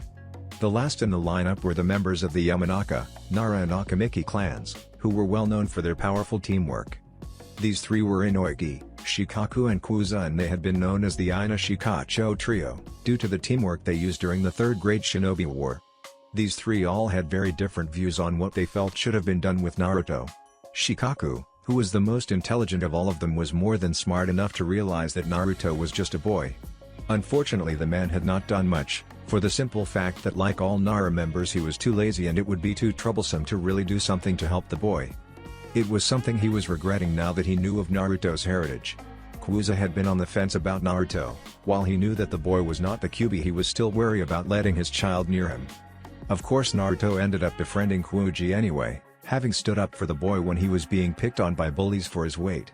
That had probably been the turning point for Kuza, but he had still not really done anything to help the boy, something he was now regretting.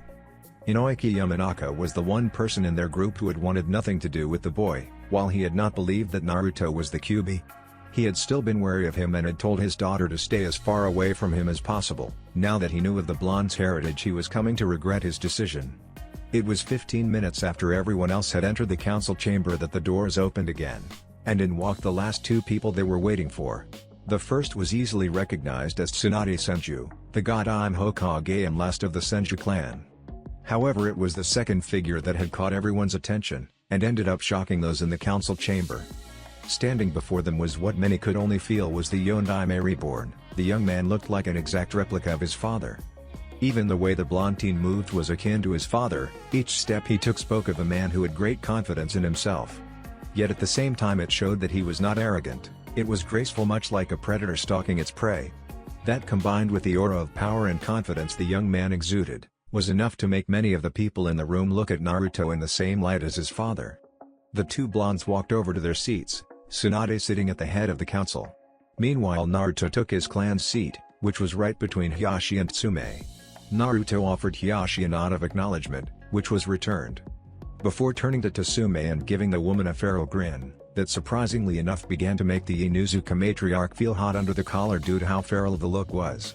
It seemed to literally scream alpha to her. Tsunade cleared her throat before speaking. As you are all aware, we are here to welcome Naruto as the new head of the Namikaze clan. But before we do that, I would like to know if any of you have objects to this decision. She looked at all of the council members with a glare, letting them know that she would be going through with this decision anyway. Thankfully no one objected, though the main reason behind this was less than savory. Good, then I hereby bestow upon Naruto all the rights, responsibilities and privileges of a clan head, Tsunade said. And now that that's out of the way, we can. Actually, Hokage-san, Danzo said with an impassive face, though on the inside he was feeling quite smug. There is one thing we must discuss with Namikaze-san. Before he could complete his sentence he was stopped by a growl. Danzo along with everyone else turned to look at the source of said growl in surprise. It was Naruto, who was currently glaring at Danzo. I suggest you hold your tongue when speaking to the Hokage in such a way, Danzo-san. You will refer to her as Tsunade-sama or Hokage-sama as her position dictates. To do otherwise is a vast insult to her. And if Hokage-sama wished, it could be considered as an act of treason. Danzo along with the other two elders resisted the urge to glare at the young man. Frankly, they felt that being called out like this was beneath them. But they knew that they would not be able to call Tsunade with anything but respect. Now that Danzo had been called out, and the threat made sure that it would be impossible for them to get away with the small demeaning tactic.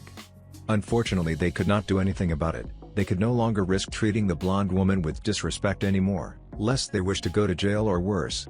However, the only sign they had that conveyed their displeasure was the way they pursed their lips. Of course, Danzo said in a clam voice, though on the inside he was seething. Still, he would not let this boy get to him. He was positive that in the end it would not matter and he would still get what he wanted. I apologize, Namikaze-san. But as I was. I'm not the one you should be apologizing to, Naruto interrupted as he gestured to Tsunade. Danzo grit his teeth but kept his outwardly calm appearance as he turned to the Hokage. I apologize for the lack of respect, Tsunade-sama, it won't happen again.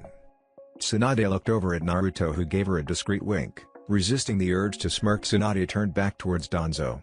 "Apology accepted, Danzo-san. Just see that it does not happen again," she said, emphasizing "san" to let the man know who was in charge. She was so glad she had given Naruto the Tokubetsu Jonin rank. She finally had someone who would help put the civilians and elders in their place. Danzo resisted the urge to glare at Naruto before continuing. "As I was saying before, there is something very important that you must know, Namikaze-san. Because you are the last of your clan, you fall under Article D, Clause 36 of the Konoha clan charter. As it states, any last male heir of a new or extinct clan must marry a minimum of 4 women by the time of their 18th birthday, in order to produce strong heirs for said clan so as to keep the clan from dying out. As you are the last of your clan, it is required that you find at least 4 women to wed." As Danzo finished and sat down, another elder, named Koharu, stood up in what had to have been a practiced routine.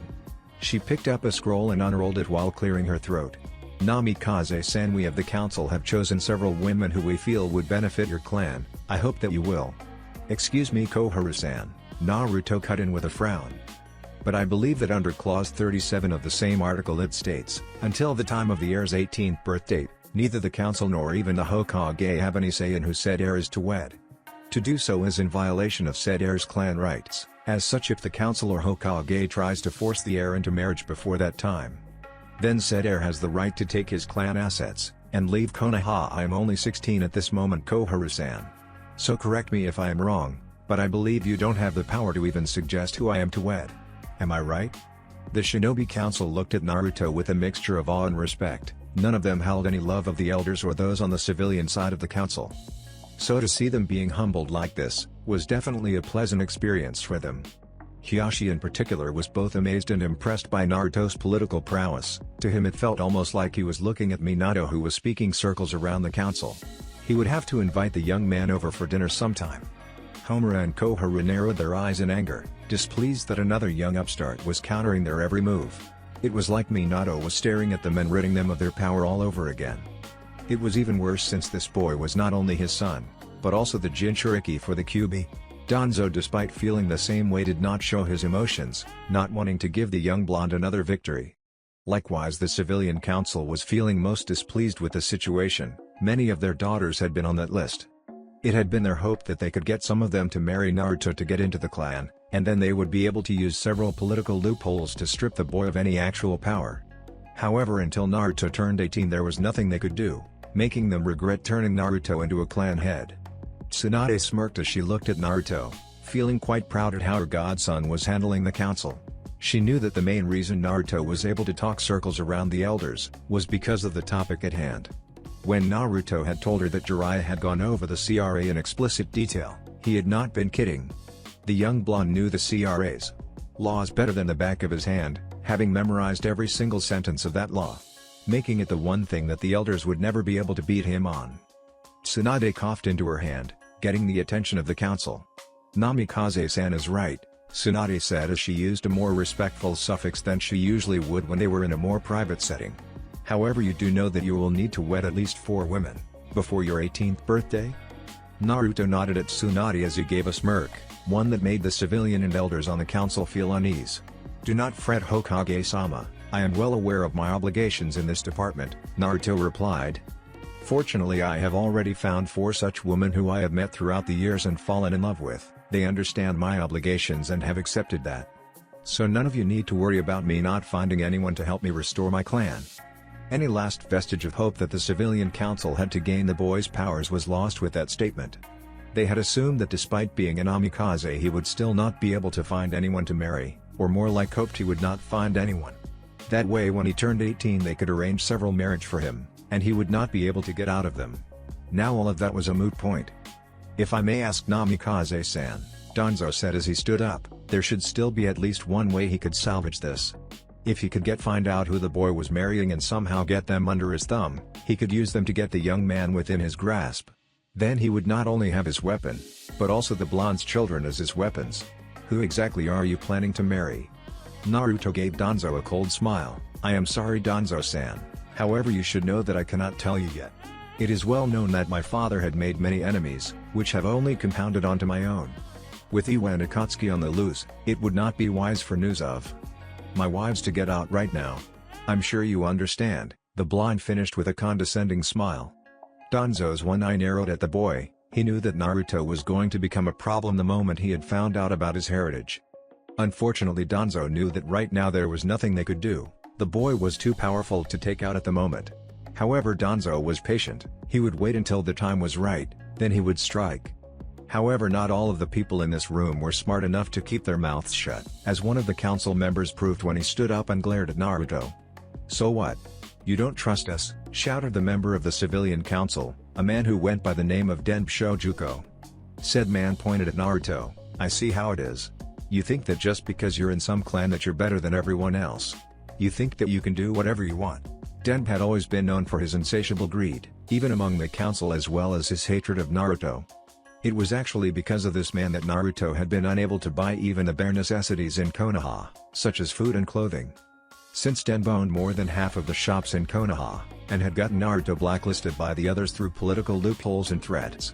Soon the man's rant began to degrade even more than what it already was. "The only reason you even have that seat is because of your father. It doesn't matter anyway, you don't deserve that seat. You're nothing more than a demon. An illegitimate child from some whore that the Yondame fucked, and got pregnant. I bet you that." The man's words died in his throat as the air around the room dropped nearly 60 degrees in temperature. The people in the room actually began to clatter their teeth together as the cold seeped in. Accompanying this was an absolutely dreadful feeling. It was not like an intense blast of killing intent. No, it was far more subtle than that. To many it felt as if the Shinigami himself had entered the room and death was touching them. The source of this feeling was none other than Naruto Uzumaki Namikaze, who was looking at the now freezing Denb with a deceptively calm face. "Tell me, Counselor-san, do you have any family?"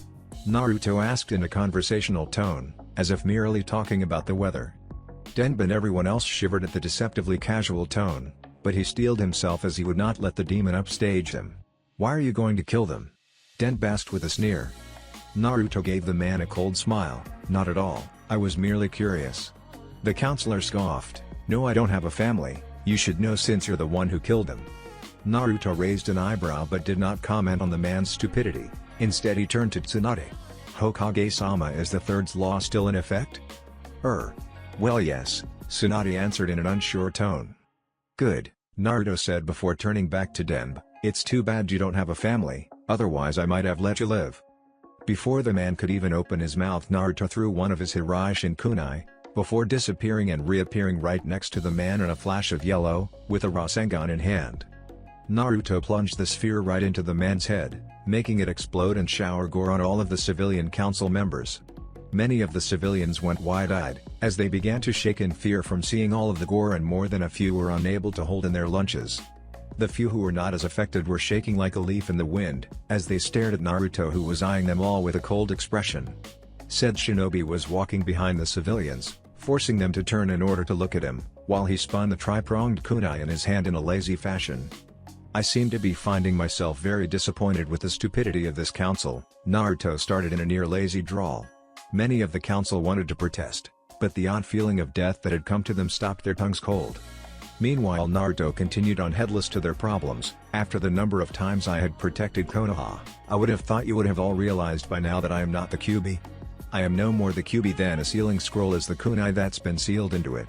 However, if I was the Kyuubi, then don't you think that provoking me as you have for the first 12 years of my life might not have been the best choice? If I really was the Kyuubi, then all of you would be dead by now for what you put me through." He paused here as he made his way to the center of the chamber, letting many of the counselors think on what he had just said. In truth, many had to wonder about that. It was true after all. If Naruto had really been the Kyuubi, then Konoha would have most likely been destroyed long ago. When Naruto got to the center of the chamber, he continued, "However, what bothers me more than your treatment of me is the way you claim to hail my father as one of your greatest ninja, and yet you continue to show such blatant disrespect. My father not only gave his own life, but the life of his own son so that all of you could be safe. He sacrificed everything for you. And all he asked in return was that his child be treated as a hero. And yet you took that request and stomped on it, treating the child like he was less than dirt, hailing the father and damning the son." Naruto closed his eyes and took a deep breath. "If my father were alive right now, he would be ashamed of you. In fact, I'm almost positive that he is rolling in his grave right now." Naruto locked eyes with each and every member of the council, with eyes that were so dead even Itachi would shiver. I want each and every one of you to consider this. Would you have treated your own child the way I was treated if they had been used for the sealing instead of me? With his piece said, Naruto went back over to his seat, sitting down with a soft sigh. Many on the council looked at him with varied emotions. Those on the shinobi side were looking at him with awe and respect. But many were also looking at him in shame, knowing that they were just as guilty as the civilian side for not being there for the boy. The civilians were looking at Naruto with a mixture of contemplation and some even in shame, though only time would tell how they were truly going to take it. Tsunade closed her mouth as she got over her own shock. I agree with Namikaze-san. I am disappointed in how he has been treated throughout the years. I hope this will be a lesson for all of you. Tsunade paused for a moment before deciding that a subject change was needed. Now that this is out of the way, I would like to discuss the renewing of our trade agreement with Nami no Kuni. And would the An would please take that body away. XXXXXXXXXXXXX. Naruto gave a heavy sigh as he sat on the couch in the Hokage's office. Man, that was hard. Really? Tsunade asked with a raised eyebrow as she went over behind her desk. I thought you did really good. Maybe, Naruto said as Tsunade sat down next to him with a bottle of sake and 2 saucers in hand. My Bachan, drinking on the job are we? Naruto smirked at her. For shame. Shut up Gaki, Tsunade said as she poured some sake into the saucers before taking one of them. With all the paperwork and crap I have to do, I think I deserve a drink every now and then. Naruto gave a small chuckle as he grabbed the other saucer, sipping some of the sake and letting it burn down his throat. Is this the Kumo imported rice sake?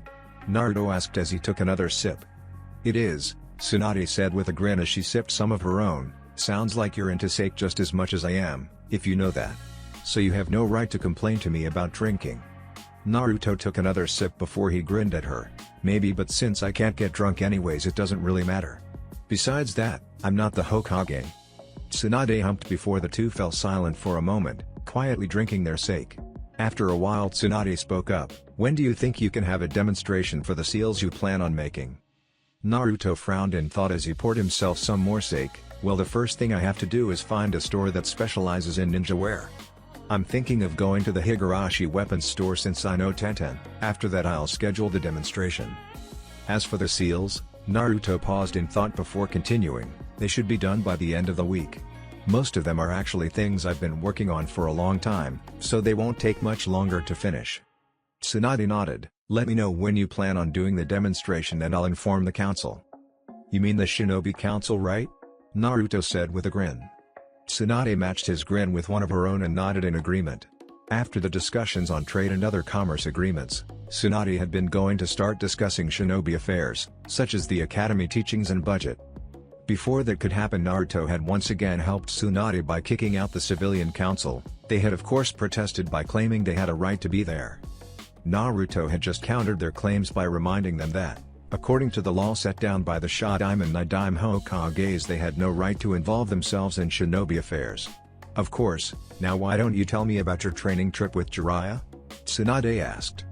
Well, Naruto said with a smile as the two spent the rest of the time drinking sake, while Naruto told Tsunade stories of all the pranks he had pulled on the perverted Sennin. XXXXXXXXXXXXX. The next morning Naruto was up bright and early again. After he finished his training regime and eating a healthy breakfast, the blonde decided to go see if he could meet Tenten and her dad. Naruto walked through the streets of Konoha, as he watched the people getting ready for their day.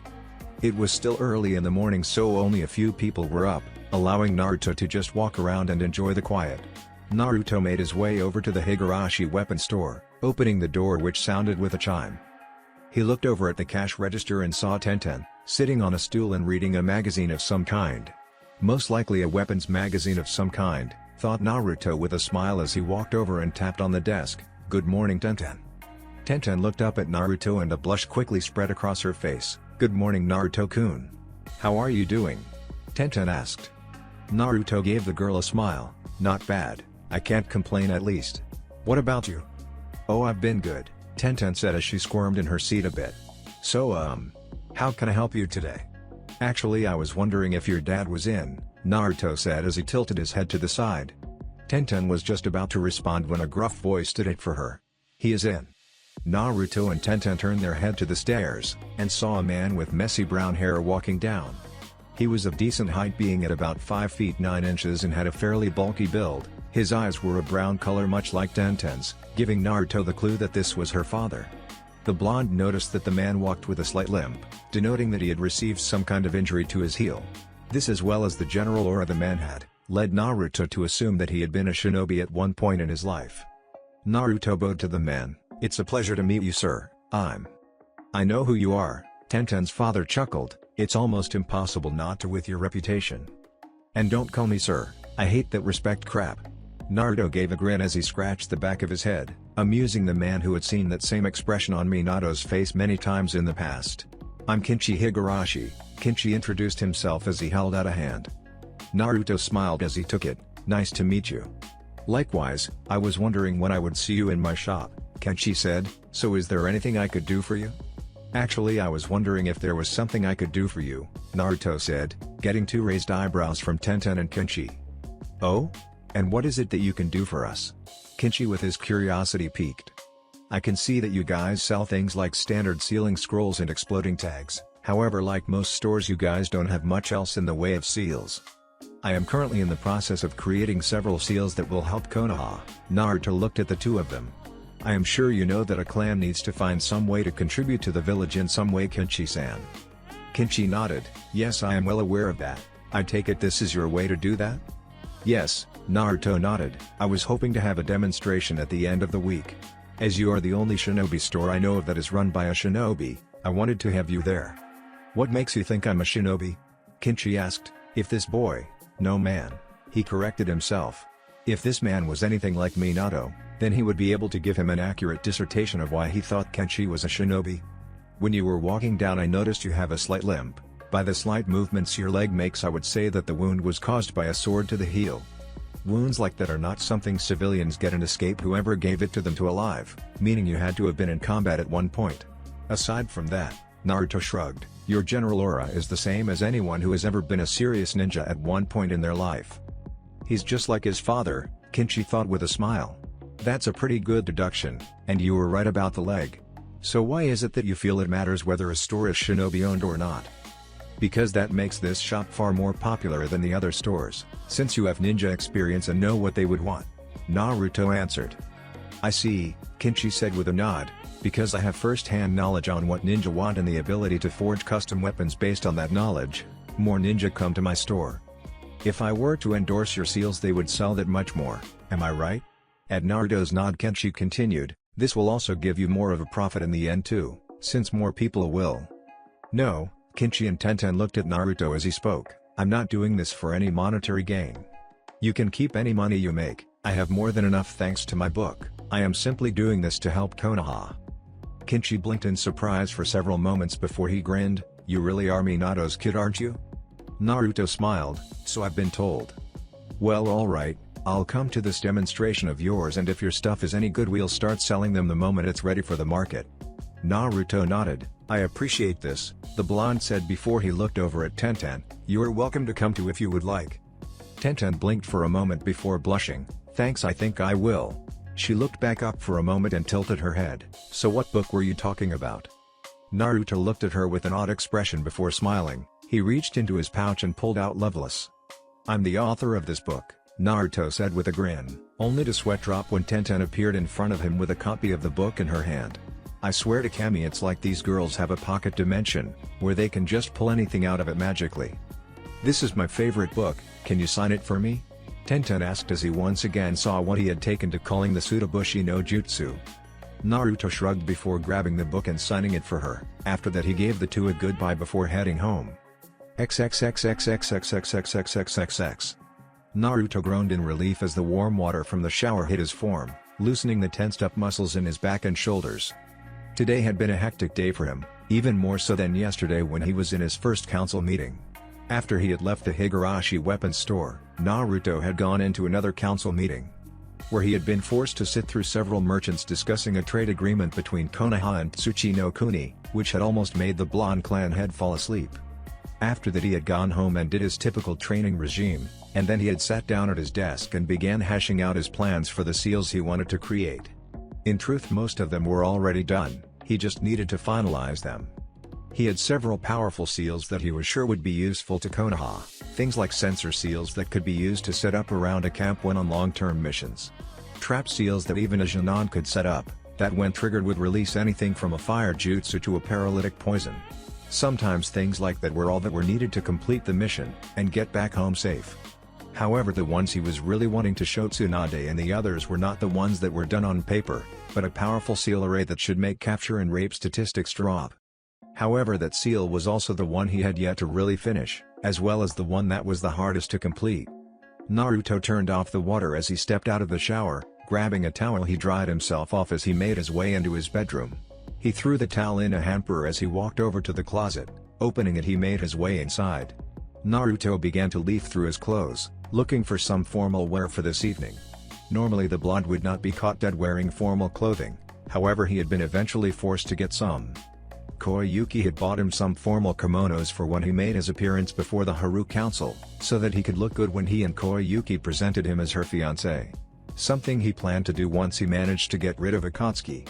Naruto sighed as he picked one out and began to get dressed. Tonight he had been invited over for dinner by Hiyashi Hyuga.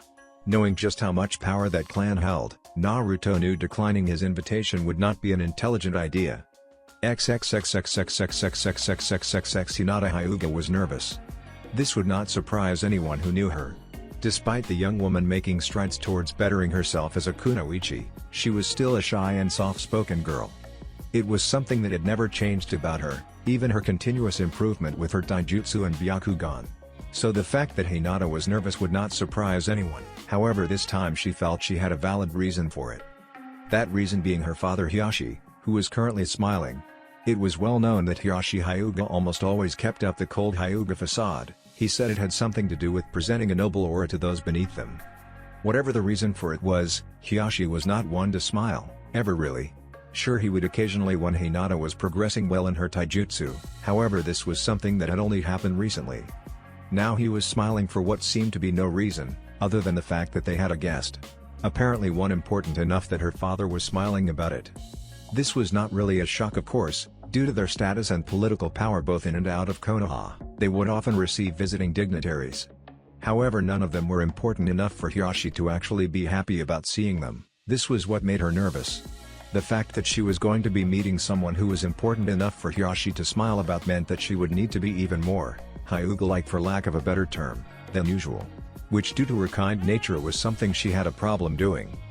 Hiyashi-sama, your guest has arrived.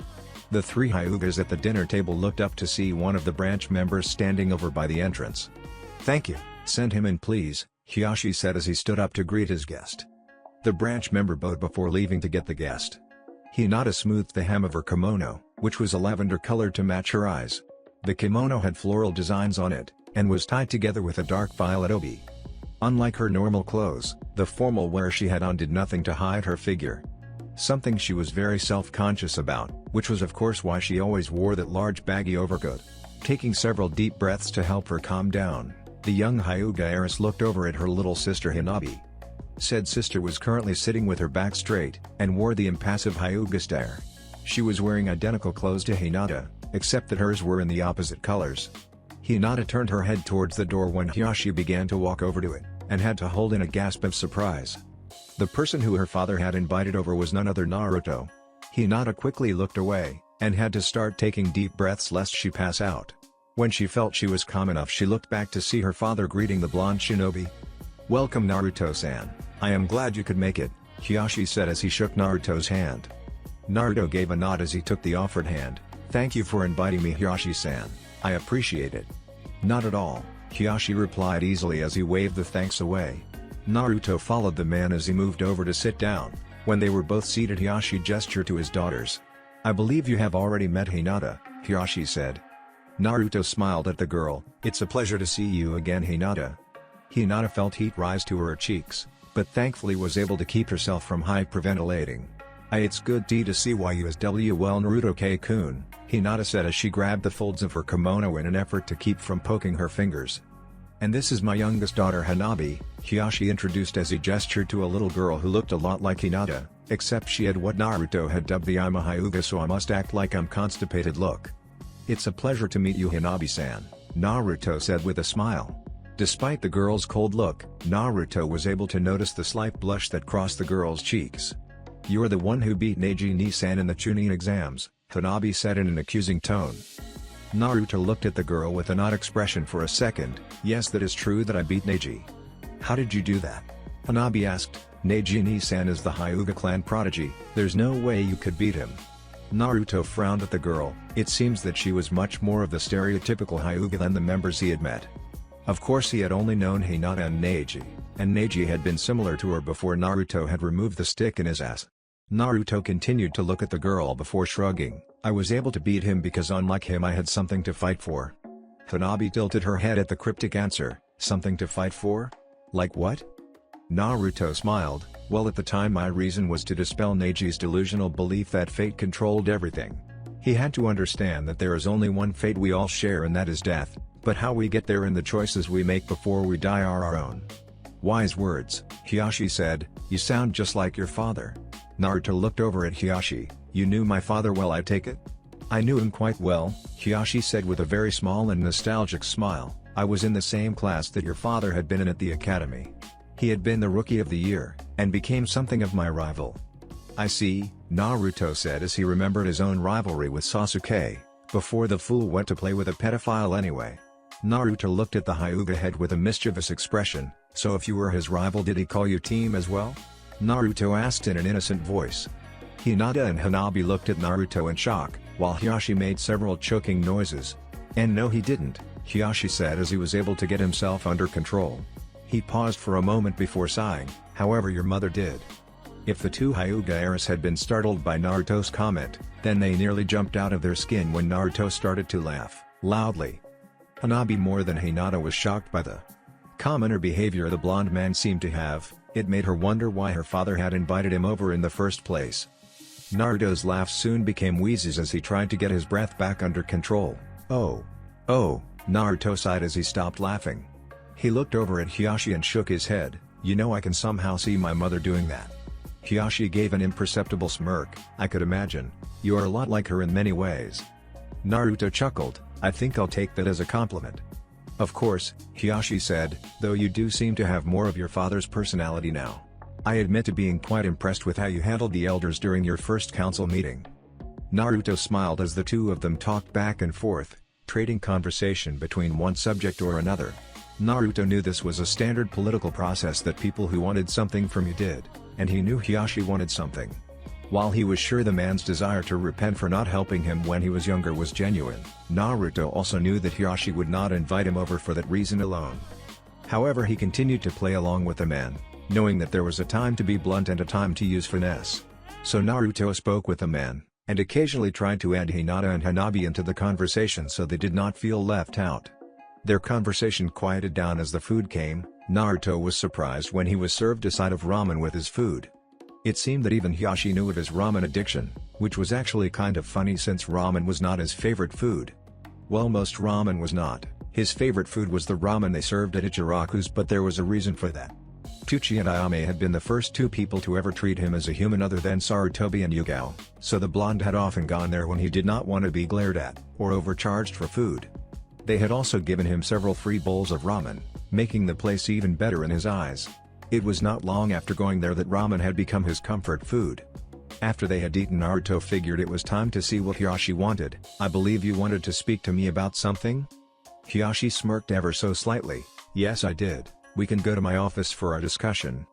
Naruto stood up, as did Hiyashi. He turned to look over at the two girls. "I'll see you later, Hinata-chan." "Hanabi-chan." Naruto smirked at seeing the younger girl scowl. Though he also noticed her blush as well. During the course of the conversation he had taken a liking to teasing the younger heiress. He felt the girl was far too uptight for her own good, so he had taken it upon himself to remove the stick as it were from her proverbial ass. Of course he knew this would be a little harder than Neji. After all, he could not beat the shit out of her like he did Neji. Still, that would just make it more of a challenge. As Naruto walked down the halls with Hiyashi, the blonde decided to get a layout of the estate. Unlike his father's house, the Hyuga estate was made in the purely traditional Japanese style. The building were centered around a zen garden, filled with trees and a koi pond with a bridge over it. Doors were lined up along the wall facing the garden, leading to any number of rooms that were used for various purposes. The place was definitely nice, Naruto had to admit that, though the atmosphere was a little too stuffy for his tastes. They finally stopped in front of a door. Hiraishin opened it as he gestured for Naruto to enter. As soon as they were both inside, Hiraishin closed the door and set up a silencing seal, before moving over to a seating area with red padded cushions on the ground. Following the Hyuga head's lead, Naruto sat on one of the cushions with his feet under his rear and his back straight. Hiraishin looked at him with a calculating gaze before speaking. I am sure you are well aware that the Hyuga clan is currently the largest of Konoha's clans. It also goes without saying that we are the clan who holds the most political power. No Hokage has ever been selected without our support. That is even more true now, since the only clan that could contest with us is no more. Naruto nodded at what the man was saying, narrowing his eyes in thought. The blonde picked apart Hiraishi's hidden meaning. You are saying you will support my position for Hokage? However, I assume you also want something for this, otherwise you would not have invited me over for dinner. Hiraishin managed to crack a small smile. You are quite astute in your observations, Naruto-san. Truly your father's son. Naruto nodded at the compliment as the man paused another moment, before heaving a deep sigh. Yes, I do have something I wish to ask of with you, or more like I need your help with something. I am sure you know of the birdcage seal? Hiraishin asked. Of course, Naruto said with a nod. The blonde's mind soon came to a conclusion as to why Hiraishin had invited him over for dinner. Still, he did not say anything, preferring to hear it from the Hyuga head's own mouth. What was not as well known was that Minato and I had planned to do away with the seal, Hiraishin said. I take it he was going to force the Hyuga elders to get rid of the seal by showing its inherent weakness, Naruto said, and then offer up a counter seal for all Hyugas to wear. Hiraishin did not show it, but he was greatly impressed with the boy's ability to figure things out with only a little bit of information. Yes, he was. It was our hope that this would eliminate the differences and bridge the gap between our two families. Naruto closed his eyes for a moment. Do you know how far my father got? I believe he was able to create the replacement for the birdcage seal, Hiraishin answered. However, I know for a fact that he had not even been able to get started on finding the birdcage seal's weakness. Naruto opened his eyes and looked at Hiraishin. I will help you with this. To be honest, I had planned on getting rid of that seal anyways. This will make it much easier to do so. Hiraishin sighed in relief as he and Naruto stood back up.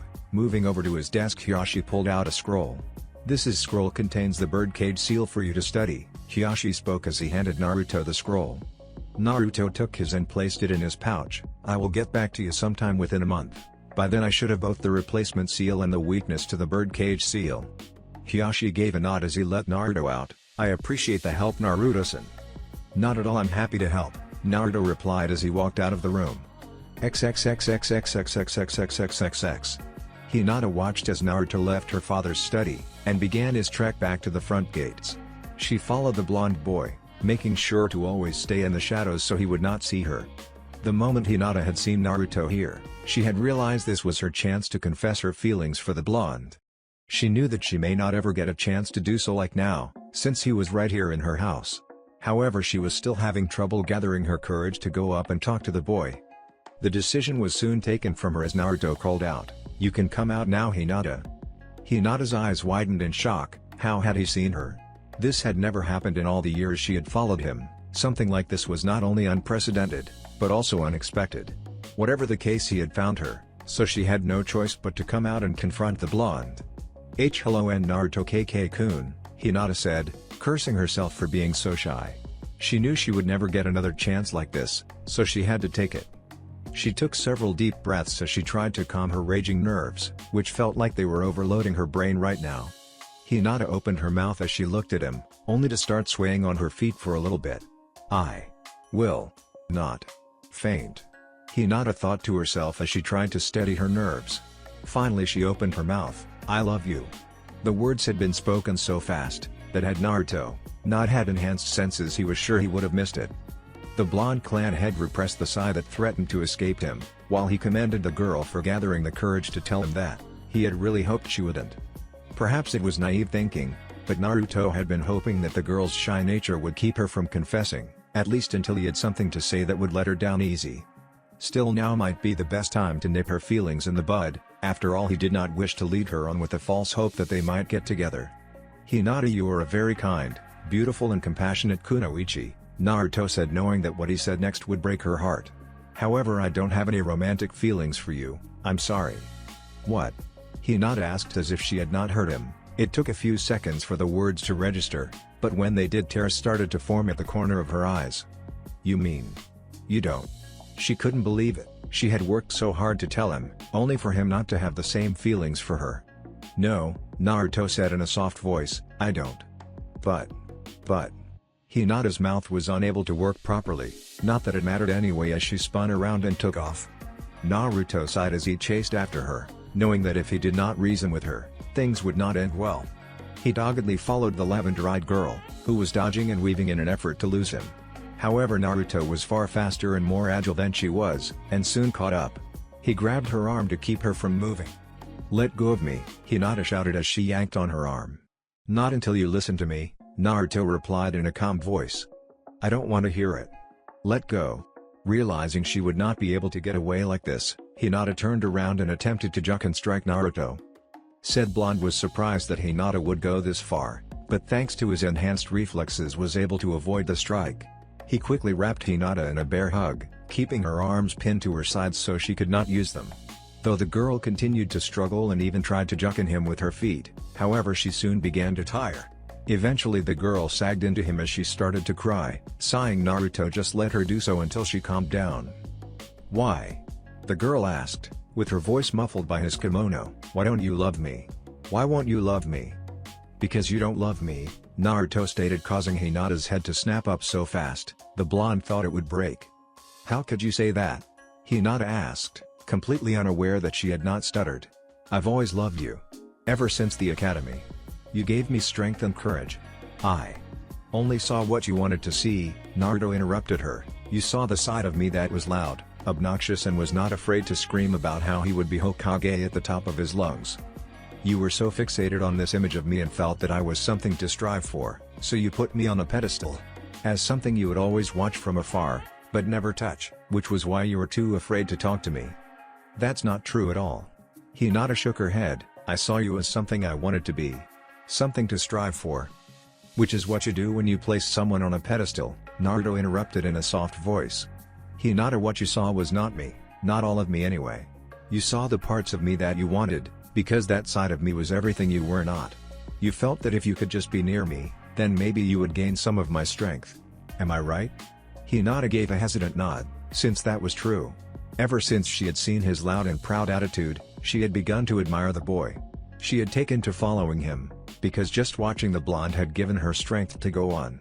He was what she felt she wanted to be. She wanted the courage he would show even when the world had tried to stomp on that courage.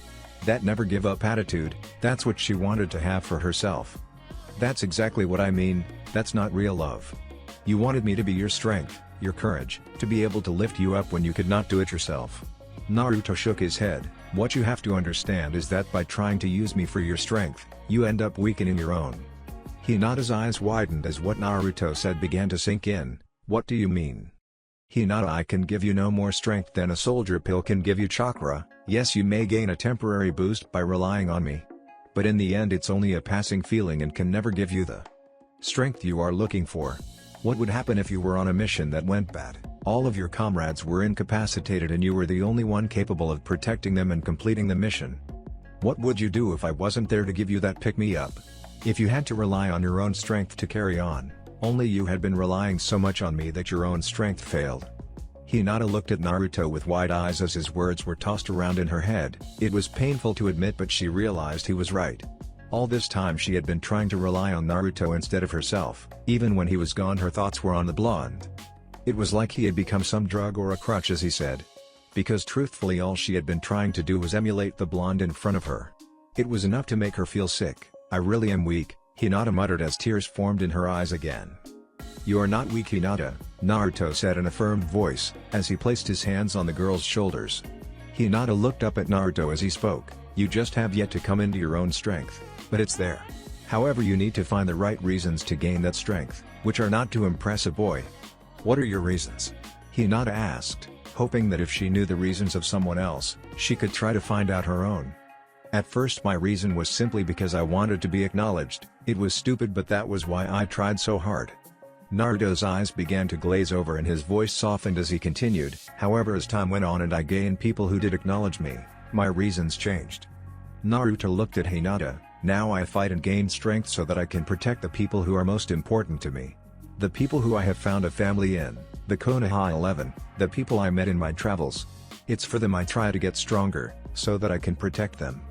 Hinata was silent for a moment as she thought about her reasons, really thought about them. Now that she was thinking a little more clearly, she realized that what she had been doing was no better than when Sakura and Ino had tried to gain Sasuke's affection. Everything she had done was for Naruto, but now that Naruto made her realize this, she did not really have a reason.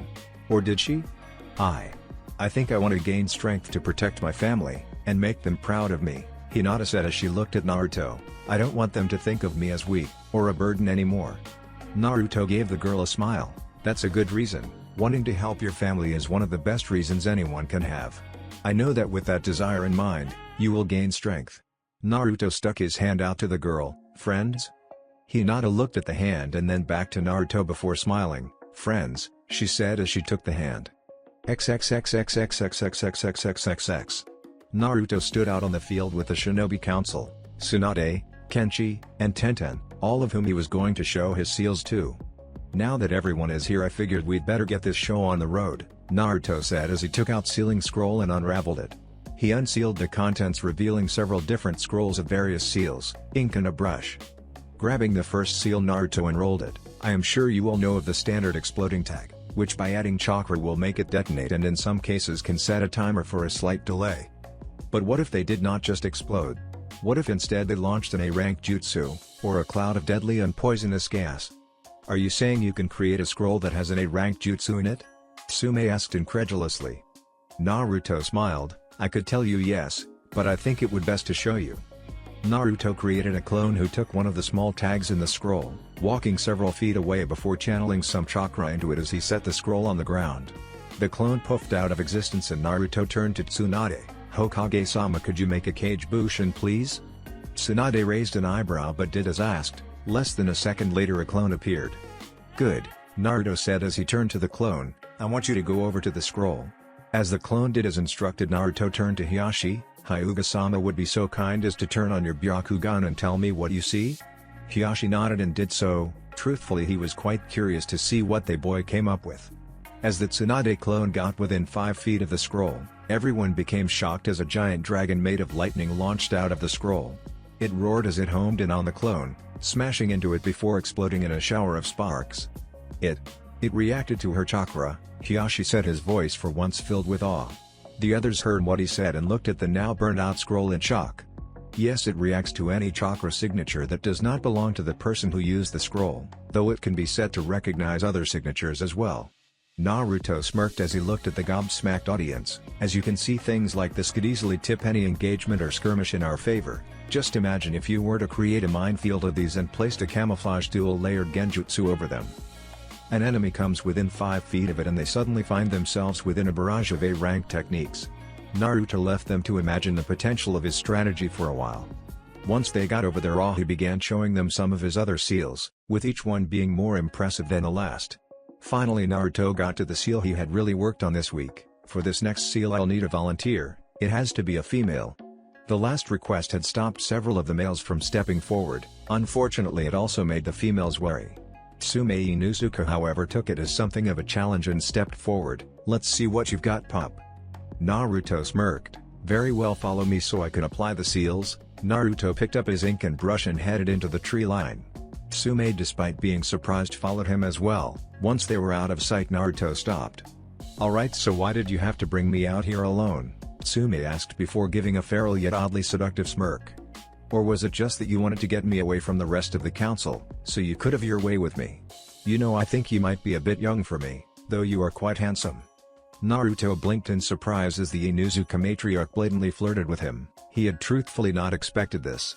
Still, that did not mean he was going to be upstaged. "Well, you are quite sexy, Tsume-chan," Naruto said as he modulated his voice into an animalistic and husky growl, that caused Tsume almost come herself.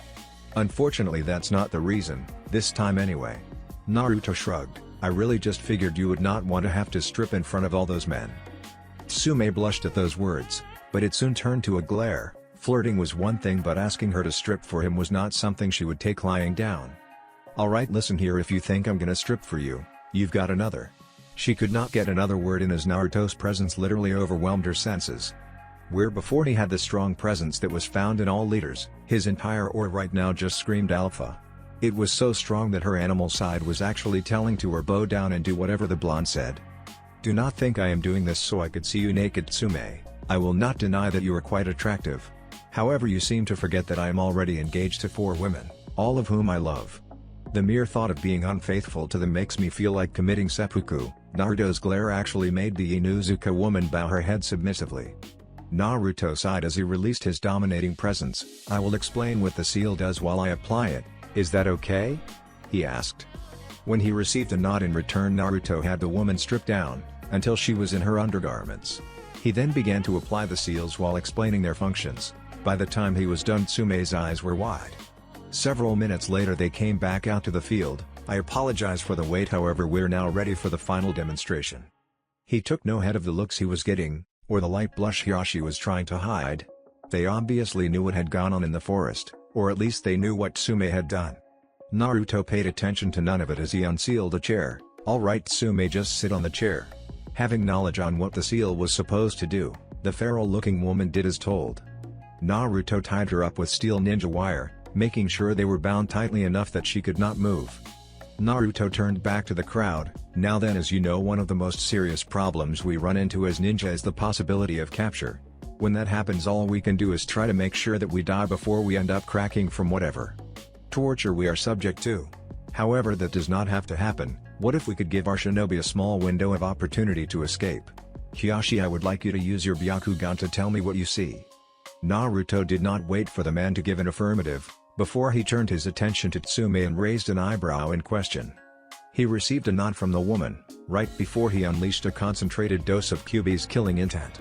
The woman felt her eyes widen as the feeling of fear came over her from feeling the same power that had killed her husband all those years ago. Thankfully it only lasted a second as the seal activated. The ropes were suddenly sliced apart as a shield of powerful cutting winds encased Tsume, who was completely protected by it. Naruto grinned as everyone was once again rendered speechless. Tell me, Hiyashi, what did you see? The seal activated when you unleashed that killing intent, Hiyashi said, however it was not activated consciously. Correct, Naruto said. This seal is actually several arrays that are located on different areas of the body. You have one seal that constantly stores the excess chakra that all people produce in another seal. The other seals are what creates the wind shield, one to activate it and the other to maintain it. It activates subconsciously when the body is feeling any sort of negative stimuli, whether that be fear or something else. This means that even if someone has their chakra sealed off, the seal can still be activated because it is not dependent on one's ability to use chakra. Because it's based on the body's reaction to their emotions, Tsunade said in shock. What Naruto had just created was not only a complex seal, but something that also required a thorough understanding the human body and human psyche. To come up with something like that is amazing. Naruto smirked. That's not all, now I need a volunteer. This one has to be male. When no one stepped forward, Naruto sighed. Very well, since no one is stepping forward, Shikaku, Naruto chose with a grin. You are going to help finish my demonstration. Shikaku blinked in surprise before muttering a troublesome and walking up. So what do I need to do? Naruto turned to Tsume as the wind shield dissipated. Are you ready for the second stage? Yeah, Tsume said, though she still felt a little skittish from feeling Kyuubi's killing intent. Still getting a little scared was well worth the knowledge that they could save the lives of their ninja with this. Especially what the second demonstration was going to do. Naruto turned to Shikaku and gave him a mischievous grin. What you will have to do is try to touch Tsume's vaginal region. There were several seconds of pure silence. What? Tsunade and Tenten yelled in unison. Naruto turned to the two. You heard me, this is necessary to show what the other seal does. The two glared at him before Tsunade spoke. Listen here, Gaki, I don't care if Hokage-sama, I have already been told this was going to be required, and have given my permission to allow this demonstration done on me. Tsume interrupted her. Tsunade looked at the Inuzuka matriarch in shock. But don't worry, the pup explained to me what was going to happen, Tsume said. Tsunade sighed. Well, alright if you're okay with it. Naruto nodded. Now Shikaku, if you would. Do I have to? The lazy clan head asked. If his wife found out about this, she would have his head. Yes, Naruto said. This is quite possibly the most important part of today's demonstration. That got several raised eyebrows, the clan heads wondering what could be this important. Shikaku sighed as he began to mumble about getting in trouble with his troublesome wife for this. Walking up to Tsume, he reached down towards her crotch. That was when Naruto activated a seal on a scroll he had taken out that launched false pheromones into the air, simulating the lust most bandits and lowlifes released when about to rape a woman. Before Shikaku's hand got 3 inches, it was shocked with a burst of lightning. Damn! That hurt. Troublesome. Shikaku tried to rant, but was too lazy to do as he shook his hand. Naruto looked over to the again shocked crowd. What do you think just happened? For a moment everyone was silent until Tsunade spoke up. You used that odd smell which activated the seal that shocked Shikaku-san? More or less, Naruto answered with a shrug. I have destroyed enough bandit camps that I was able to reproduce the pheromones they release when raping a victim through chemistry. When I released those pheromones, Tsume recognized them and her body reacted instinctively to them. It also reacts to emotions, but since we know that Tsume is not afraid of being raped in her own village, I did it this way. Now that was also a powered-down version of the seal. Had it been at full strength, that shock would have made Shikaku-san's hand useless. Incredible, Tenten spoke. That's an anti-rape seal you just designed, right? Naruto nodded. Yes, the seal was something I thought of to help decrease kunoichi rape statistics. Every kunoichi fears being raped. When their body responds to that fear, the seal activates and whoever was about to touch them now has a useless hand. Same could be said if they used other, more intimate parts. Now combine that with the escape seal, which can also be used on a male, and we now have a way to give our ninja a better chance at escaping physical harm and traumatizing experiences. How long does the seal last? Asked Inoiki. It depends on how much chakra is stored in the storage seal, Naruto replied. It can hold up to an A-rank jutsu, so theoretically it can last for up to an hour. The anti-rape seal likewise enough power for 10 shocks. However, the escape seal has a weakness. When used you become susceptible to fire. Still, it is a better chance to escape than what they first had, Shikaku said with the others nodding in agreement. Naruto smiled as he turned to Tsume. Are you okay, Tsume? Naruto asked, seeing that she was a little wobbly. Of course, Pop, Tsume said, though the two experiences were not quite pleasant. Still, knowing this could ninja, especially kunoichis, made this well worth it. After some questions behind the mechanics of the seals, Tsunade decided it was time to wrap things up. I think we have seen more than enough to say you passed the initiation test, Tsunade said. 2 days from now we will hold the public announcement of your heritage and clan head status. Naruto nodded. Cool, now I think I'm gonna hit the shower and then hit the sack. Tsunade shook her head as Naruto walked off, before leaving with the rest of the clan heads who were speaking excitedly about the new seals. XXXXXXXXXXXX. It was the day of the announcement and Naruto was looking out over the crowd of people. It looked like almost all of Konoha had come. He was standing in between Tsume and Hiyashi as had become custom, while Tsunade stood in front of them on the ledge where speeches were made. It was not long before Tsunade held up her hands to silence the crowd, as she began her speech. People of Konoha, I am here today to introduce, or perhaps I should say reintroduce, a man whom I am sure you all know. There was a slight rumble through the crowd, as began to wonder who Tsunade was talking about. This young man has just gotten back from a training trip with my teammate, Jiraiya of the Sennin. I am sure by now you all know who I am talking about. I would like to introduce to you the new clan head of the Uzumaki Namikaze clan, Naruto Uzumaki Namikaze. Naruto smiled as Tsunade said that. It had been one of their agreements. He had refused to give up his mother's name, not just because he had been an Uzumaki for so long, but also because he wanted to honor both his parents.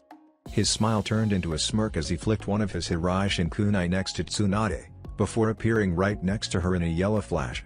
Resisting the urge to grin at the shocked gasps from the crowd at seeing the feared technique in use, Naruto raised his hand. I would like to thank all of you for coming today. I, Naruto Uzumaki Namikaze, vow that as the Uzumaki Namikaze clan head, I will do all that is within my power to protect the great tree that is Konoha. A roar swept through the crowd as the people cheered for him, praising his name and clapping enthusiastically.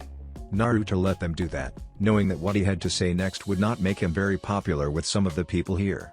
Before we leave in celebration today, I would like to inform all of you of something important. Many people began to whisper, wondering what he could possibly tell them. Even Tsunade was looking at him oddly, since they had not done anything like this in the rehearsal. Naruto merely gave the woman a reassuring smile before he continued, a little over 16 years ago a great beast known as the Kyubi no Kitsune attacked our village. Many people died in an effort to stop its rampage. And just when all hope seemed lost, my father, the Ondime Hokage, defeated the demon. Using a self-sacrificing jutsu which cost his life to slay the creature. This is the history that we are all taught. As Naruto spoke, many of the civilians and council members paled, realizing what Naruto was talking about. Many even had a hunch about where he was going. Unfortunately, due to the laws set down by the Sun Daime, they could not do anything to stop it. I am going to tell you all right now that what you have been taught is a lie. Gasps were what accompanied this announcement, all of the younger generation wondering what he meant and the older feeling dread well up in their guts. And so Naruto began to tell them the truth about the Kyuubi's defeat, setting in motion the action that would let him know who really respected him and who was just wanting to use him. This was the catalyst that would start Naruto's new life in Konoha, for better or worse. That's it for this video. I hope you all enjoyed the video. Don't forget to like the video, subscribe to the channel, and follow me on my other social media accounts. Anime God here, and I'm signing off.